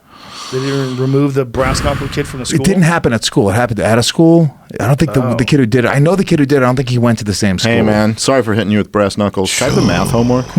Dude. It was cool. That's terrifying. That's where it's like you just don't want to fuck with people. Like, Well, kids who get beat up at home, too. Oh, yeah. Kids who get beat up by their parents, they're ready to beat people up. of course. It becomes a part of your everyday life. You're mad at people, you hit them. You're mad at people that are smaller than you, you get away with it, you hit them. Yeah, I don't think people talk about that enough. They talk about all the violence in the world, and nobody's talking about the fact that since kids are toddlers, they're being hit by the people that are supposed to protect them most, and it fucks them up psychologically, and it does something to them. It's awful, and it's a cycle, right? You hit your kids because your dad hit you, and that's what made you the man that you are today. That kind of horseshit. But it's so weird that it's the only relationship where if you bring up this topic, people will justify hitting. yeah. It's the only, like, no one will publicly justify hitting their chick or hitting their Because grandfather. they or take hitting it their, personally, but a like you're kid- attacking their parents. Right. They take it like they And- go and like, they're my mom's not a parenting. my mom's a good mom. She, I deserved it. They'll tell you that I deserved it. It's But crazy. Isn't it so weird that if you said publicly, like, that you give your girlfriend a slap if she acts the wrong way, everyone would universally be like, that is just pure evil. But if you say the same thing to my 2-year-old, my 3-year-old, everyone's just kind of like, well, and then even I more would than do that, people are like, unconventional oh, they don't wrestling do it moves on my enough. daughter. But if you say if my man talks too much shit, I smack him in his face. Girls will be like, "You go, girl." Yes, that's true. But I also don't care. Let It's like, that look, motherfucker know. But that's because the power dynamic is Yeah. the opposite Sure. way. Like, Yeah. but you're talking about the. I'm not dating the biggest- Cyborg. You make a He's good got point, fucking Joe. dainty You might as well hands. I hit don't him. give a shit. That's a serious problem if you're dating Cyborg. Yeah, seriously. Like, guys, she's hitting me. Whatever. Her hands are the fucking Real issue. weak hits. She's gone, huh? Out of the UFC? Yeah, man, they fucked up. That sucks. They made a video where it made it look like Dana White was Yeah. saying that they added words that he didn't say. That was stupid. So dumb. Do you think it was malicious, or do you think it was a legitimate mistake in terms of translating There's it? no way it could be anything other than stupid. Whoever Yeah, it was done on purpose. it was done on purpose. Okay. So it was just a stupid idea.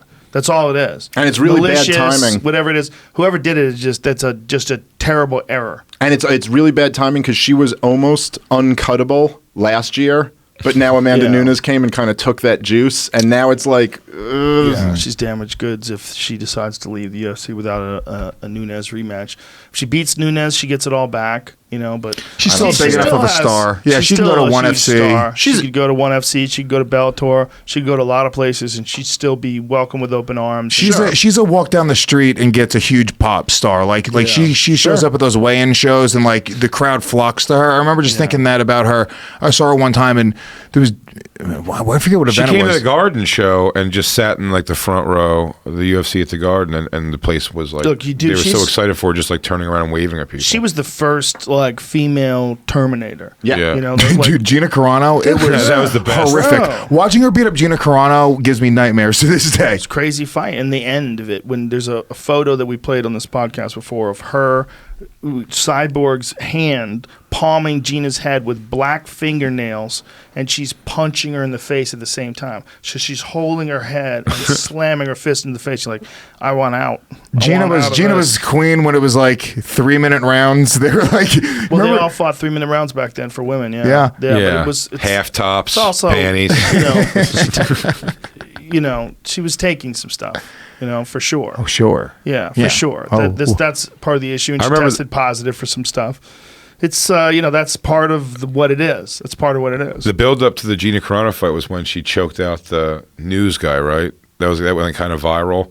Was her like a news guy being like to put her in like a rear naked choke, and she like choked him unconscious. Oh, and he comes back too. It's like that's very right. uncomfortable and weird. She didn't want Yeah. to do it, and then he was like, "You could do it. It's fine." And then he just looks on. Like he was like, it was one of those bad knockouts where you get up and make noises. I think dudes don't believe that they're really going to go out like that. They don't believe they're going to go out so quick. Yeah. That's I but learned she- in the 6th grade. We used to do the thing where we would hyperventilate. Knockout game? Yeah. So you bend over, okay, and then you just breathe really heavy for like a minute, as hard as you can. And then when you come up really fast, you're already lightheaded. Then your friend puts his palms on your carotid arteries, and just presses, kind of light. And then within 3 seconds, you just slide down the wall. Whoa. It was my first time I ever got high. Yeah, but your friends will let you fall and hit your fucking head. Yeah, that Your friends happens. like, dude, I didn't know. You fall and bounce your fucking head off a curb. You gotta catch him. I gotta knock him out, and I gotta catch him. I don't think that's necessarily that bad for you, but it's definitely not good for you. Like it's Especially not, when you're 11, you're developing your brain. Yeah, I probably shouldn't do it. Yeah, don't be choking out. But it's it happens all the time in the gym, and no one stops. Like they get choked unconscious, they wake up and they go back to rolling again. And the way they talk about it like it's a garden hose. The garden hose shuts off the power to the brain, and everything's fine. But I'm like, man, you ain't a doctor. Yeah, that doesn't sound. You're just a guy who knows how to choke people. Show me some long-term studies on dudes who've been choked unconscious multiple times. Show me a doctor making garden hose analogies. Bro, call me a bitch. I'll tap quick. I'm not going unconscious, man. Yeah. Stop. That's silly. I don't want to. Yeah. That going unconscious thing. Who knows what that's doing? You're going into the Netherlands. You might come back a totally different person in a totally different life. Yeah. When you open your eyes, like, the Netherlands. has it been 100 years? You come back with a false memory of the past. Yeah. Totally new dimension. I've lived 100 lives since then, since I was knocked out. That happens to guys because when they get hit and knocked out, when they come to, they do not know what happened, and they have to be reminded over and over and over again. I mean, it must feel like you woke up in a new dimension. Like it must feel surreal. Well, like, Bisping told me that story after the Dan Henderson fight. He literally had no idea what happened. Yeah, it was like he had no idea where he was. He didn't even he thought his fight was a few weeks out still. Yeah, that's it was scary shit. They said Ben Askren was saying he has no memory of like anything in the arena after that. Of course, that was one of the worst knockouts I've ever seen. That's what I would say too with that slow ass walk. He had to walk out of the arena so slow. It was one of the worst knockouts of all time. The amount of power that your flying knee has when you're ducking into it is accentuated because he's going in for the takedown, and he's got a strong takedown, right? So he's going in with everything he has, face first, and sprinting into it, running at him. Oh my God! That's the biggest impact I think the sport's ever seen. As we're talking about football players crashing into each other, that's the moment of impact. Where the dangerous thing about two football players crashing their bodies into each other is exactly that. Yeah. And they super athletes creating that momentum. I mean, it's nuts. How crazy is it to be undefeated, never to lose to anybody, and then that's your one, like your one blemish is like the biggest knockout. And also Ben talks so much shit that it sucks. Because I like Ben, I'm a big fan. He's really funny. I like Ben too. He talks so much shit, and when you talk shit like that, and then you fucking lose, you just gotta eat those words. You know, he's marketed himself amazingly, and then that's part of the marketing himself is like he has his own down home version of talking shit. Yeah, you know, like even his boom roasted thing, like you could tell it's like he's almost kind of playing a doofus character. Yeah, but he's a very smart guy. Like I had him on the podcast, and he sends me book recommendations and shit. He's like a really well-read, interesting guy. He that's his character, and his part of his strategy is to annoy the fuck out of you. But when you flatline him like that after him annoying the fuck out of you, you know what's that word? Schadenfreude. What's that word? Yeah, when people get their just desserts. What is that called? I don't know, something like that. It's the pleasure that you feel from someone else's obvious demise, right? Is that how they? That sounds right. Yeah. Is that it? Pleasure derived from another person's misfortune. There you go. That's what it is. Yeah, but that technique, it's almost like in a weird way, that's what he was trying to get Masvidal to do, like go crazy so the takedowns are there. Yes. But if it doesn't work out, it goes very bad. Well, Masvidal just took that chance with that flying knee entry, and he practiced it over and over and over again, and he kind of knew with the way he circled. See, the way he circled off to the side and then came at him that way. Well, so he knew he would go at him with leading into him that way, and so it perfectly timed because he was coming at him from the side. He knew he was going to lean in that way. But he also, Masvidal said he was like, I was real confident if he took me down, I was going to get back up. And that does kind of demonstrate that. Like, if you're real concerned about the takedown, you're probably not going to open with sprinting into a flying knee. Which is funny because Masvidal is not even a dude who is known for being this unbelievable wrestler. But first time I saw Masvidal was an old school Kimbo Slice Miami backyard fighting video. Oh, yeah. Yeah, he did those. Yeah. Dude, he came out and he fought this guy, I think his name was Big Ray. It was a guy who was like 230 pounds, and it was George, and it was like 180 pounds, and he came out and he just boxed this dude up, and it was so bad. Like, all the kids were following. It was like chickens running around a backyard. It was so hardcore, and then he ends up being, I saw him in, I think, Strikeforce a few years later is when I saw him in MMA, And he's had a pretty crazy trajectory to be where he's at right now. He is right on the cusp of being, if he can win the title, he'll be one of the biggest stars in the sport. He's one of the best motherfuckers in the sport, for sure. There's no doubt about it. With everything, he's super well-rounded. He can do everything. His takedown defense is amazing. He's got some of the best hands in the division, period. I mean, you look at him knocking out Darren Till with that leap-in left hook, the way he did it, the way he set it up. He landed it earlier, and then he landed again. He figured it out. He figured out a spot where this guy's open. There's like this dip in what he does, and he found that opening. He's gotten better, right? Like he's definitely He's more dedicated. He's more dedicated, and now he wants a big payday, and so they're probably talking about doing that. Nate Diaz, he'll get a big payday out of that one. That's a big fight. That fight will be huge. Isn't it fucked up that Usman is the one that almost out of all of the guys we're talking about, I'm least intrigued to watch fight next? Oh man, I'm not. I fucking love watching that guy fight because he's got this marauding, relentless style that's very similar to Colby's, except he hits harder. And he'll try to take people out. But Colby just keeps that heat on you. Yeah, but Colby's striking technique might be a little bit better. It doesn't hit quite as hard, but the stuff he was showing against Robbie Lawler, those jabs and body kicks and stuff, I mean, that was pretty impressive. He's friends with my buddy Cam Haynes, and they train together. And Cam's description of him, he said, listen, the guy talks all this crazy shit, right? He's doing it, but he never stops training. He's just constantly training. That's why he's got that insane cardio. He knows that's his biggest weapon. His biggest weapon is he's like ready, keep up, and you got to try to keep up, and he's fucking going and going and going and going, and everybody wilts. That's why I'm so interested to see Usman fight, because he's going to fight him, and Usman does the same thing to people. That's what he did to, I think there was issues with Tyron going to that fight. He looked like a shell of himself. He wasn't firing back, but some of that you got to give credit to Usman. That fucking pressure, that relentless pressure, is striking. Which is just, he knows how to fight long. He's got an incredible fucking ground and pound game. He's got real knockout power. Yeah, and Colby did a similar thing to Robbie Lawler, where it kind of looked like, why isn't he firing back? Why isn't he? Because his back's on the cage, he's getting taken down, he's getting jabbed constantly, and never has a moment to just reset and take a deep breath, because he's just on you the whole fight. Guys didn't used to fight that way. And I talked to Colby about this. We were talking about the principle of how hard do you when you punch, and how hard are you punching? He's like 70%.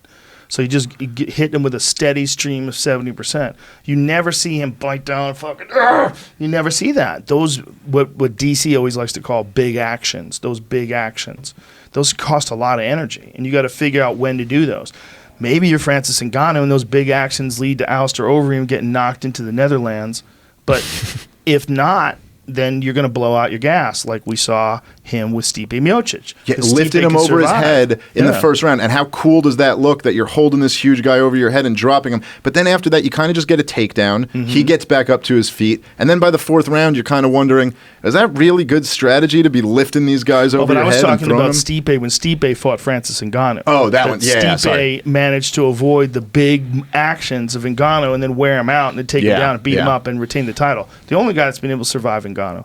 The DC fight is a hard one to watch, man, because he's the best guy in the world. He's so nice. I love that guy to death. So watching him get his body destroyed because he kept digging those left hooks to the body, I was like, woo. Part of me was like, damn, that's a pretty punch. How loud were those? Fucking loud. But it wasn't. It was the crispness of it. He was standing in front of him, popping him, and then slide in, bap, and he would just stick that fucking left hook into the liver, and he just kept hitting it. Part of me was like, man, that is a beautiful left hook. Nasty body shots. But part of me was like, damn, DC, you got to get away from that. You got to get out of there. You got to take this guy down. It's hard when you really love a guy and you watch him fight. It's hard. It's very, very difficult to do commentary. What's the pain on the liver punches? What could that? What's the damage that can do that makes you like? I've seen people crumble on it. Want me before. to hit you with one? No. Please hit you with a liver punch. But show me on Lewis. You don't want it. It's a horrible feeling where it like shocks your body. Let me see, Joe. Your Hit body me. goes like. It's. Or show. How about this? Show Dave where to hit me. It's right here. It's right. It's like almost getting shocked, like it's electrical. in the lower. If someone is standing in front of you and they hit you with a left hook, most likely they'd be hitting you in the liver, and it's like right where these floating ribs are, tucked in there. And when you slam someone hard, like right around the low, you know, one of the masters of it is Canelo Alvarez. So show Canelo Alvarez body shots. Like maybe there's a video we could look. He's got a beautiful one where he steps in and just fucking rips that left hook to the liver, and your body just goes deep. It just fucking shuts down. It's the weirdest feeling, man. It's like your legs stop working, everything stops working. Your whole body just seizes up. It looks like it didn't happen to him until that last one. I think he was playing poker face. So Canelo is a fucking master at this shit. He would just dig this thing. Look at this. That one's only That's going the to the kidneys, side. though, isn't Yeah, that's it? going to the side, but most of the time he's going to the liver. Most of the time, well, he's going to anything that's open, right? But that's the liver. So he's going for the liver against Golovkin, but Golovkin's got that low guard with his right arm. He's blocking it from happening. The guy who's coming up next, Terence Boxing, so Crawford, it's so much fun. Like it's a fun sport to do. Man. Well, when these kind of guys are fighting, when Triple G and Canelo are fighting, like fuck, it's like if you're a fan of the sport, you've seen the highest level, two champions in their prime going after it. It's amazing to watch. But that punch is and getting hit there is a terrible feeling. And DC got hit there multiple times. And he was from like the second round on. He was. You were talking about it when he was there, but he was just putting his hands down and kind of letting Stipe hit him. It's hard. And that's a dangerous way to fight Stipe Miocic. Like I think he just wanted to put pressure on him and make Stipe feel like he didn't deserve to be in there with him. I think maybe in that approach, he was trying to wear him out, which keep the pressure on him and make him discouraged. Or maybe he had genuine disdain for his abilities. Maybe he really didn't think Stipe could hurt him, and he was just eventually going to catch him. And then there was a lot of people that thought because of the way he knocked Stipe out, maybe Stipe isn't as durable as he used to be, right? Because Stipe used to take tremendous shots from everybody, but then he got knocked out in one punch by DC after taking tremendous shots in the Ngannou fight. So the question would be, like, how much damage did he take in that Ngannou fight? But then he came back and he ate everything that DC had to offer him. He just kept eating it. He kept taking it on the chin and eating it, and eventually he started taking over the fight. And when he started ripping the body in the fourth round, it was like, whoa. It was perfect. I mean, I've never seen anybody have better body punches in a championship fight. Was that? You think that was like a corner call, or you think he just like improvised and saw that was open? He knows how to fight. Yeah, He saw an opening. Everybody knows. I mean, that's such a standard technique. That's like a corner call if someone's throwing a leg kick. It's so standard. It was working Crazy. so good. Yeah, like it never got blocked once. DC didn't have an answer. He didn't have an answer to it. He didn't duck it. He didn't block it. He didn't try to take him down. He just kind of got stuck. The problem with those liver shots too is they sap your energy so bad, and you can't make a big move anymore. So you have to kind of pretend like everything's okay, and then bam, he hits you again. And you're like, oh shit, we're in trouble here. But still, you're looking like nothing's wrong, but your gas tank is fucked. Everything's on empty, and you're fucked. You really can't fire back. That's why DC didn't fire back, and he kept getting shot to that body, bang, and every time, bang, he gets shot to that body. You see it in his, and then Stipe got him against the cage, started uncorking punches, and DC just didn't have anything. His body was shutting down. Didn't have anything in him to stop that onslaught. I mean, it's amazing. That guy's Stipe is the most successful heavyweight in the history of the sport. Yeah. And Daniel Cormier, whether he fights again or not, he'll go down. He's one of the greatest ever. You know, but he also is. What is he? 42. It's 40. 40. Yeah, okay, I so believe. 40. Is that true? He's 40. Yeah. So Yeah, I mean, that's- DC, you know, look- that might be part Yoel's of it too. I don't 42. know. Could be 42. Yeah, Yoel's 42. When you look at DC, what he's done, it's incredible. I mean, nobody else has ever done that. It's probably hard to convince him of that. The big fight is the Stipe fight, honestly, because beating guys for the vacated crown in light heavyweight is not the same as beating John Jones. But beating Stipe is like beating the heavyweight version of John Jones. Yeah. That's the biggest accomplishment ever. And I liked him at heavyweight because he wasn't getting drained. But I just don't think that was. I mean, I don't know, maybe he couldn't have fought him any other way, but I don't think that was the best strategy, the dropping of the hands and the moving toward him with disdain. But, I mean, maybe that would have worked on some guys, and maybe that has worked on other guys, like Rumble Johnson. It worked on him. Right. You know, he eventually puts that heat on you, and so many guys crack under that heat. Do you want to see, as a friend, him fight a third fight? That is entirely dependent upon where his head's at. I mean, first of all, I'm sure he's a very intelligent guy with a lot of years of competition under his belt, whether it's Olympics, wrestling at the highest level, whether it's UFC, Strikeforce before that. He's fought for a long time. Nobody needs to tell him when to make decisions and when not. He's emotional right now.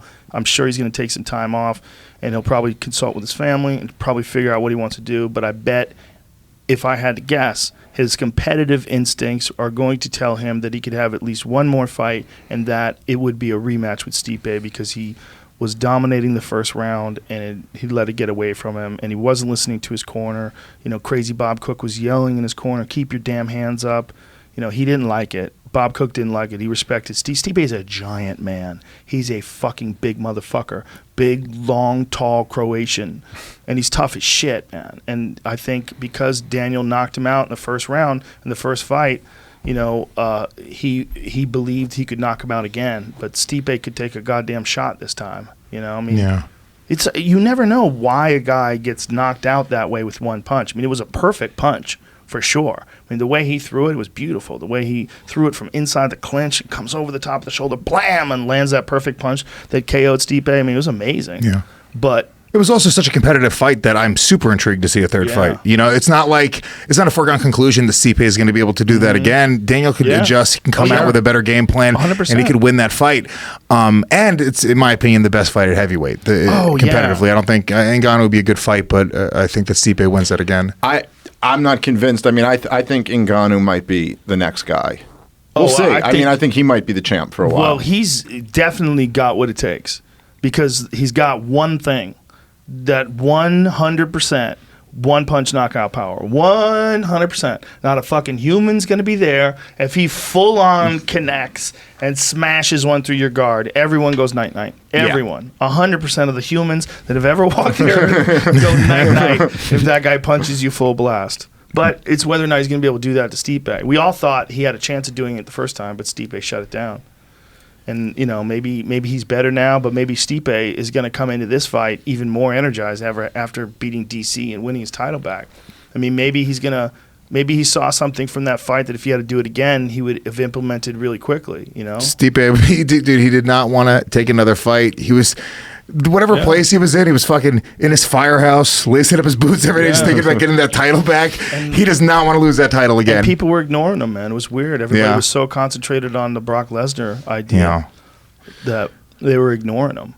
It's weird because when somebody said that the other day, whatever publication was talking about Stipe being the greatest heavyweight of all time, this is before the fight. I remember going like, is he? And then you start listing off his credentials and you realize that he has the most defenses. He's also fought the most competitive title defenses as well.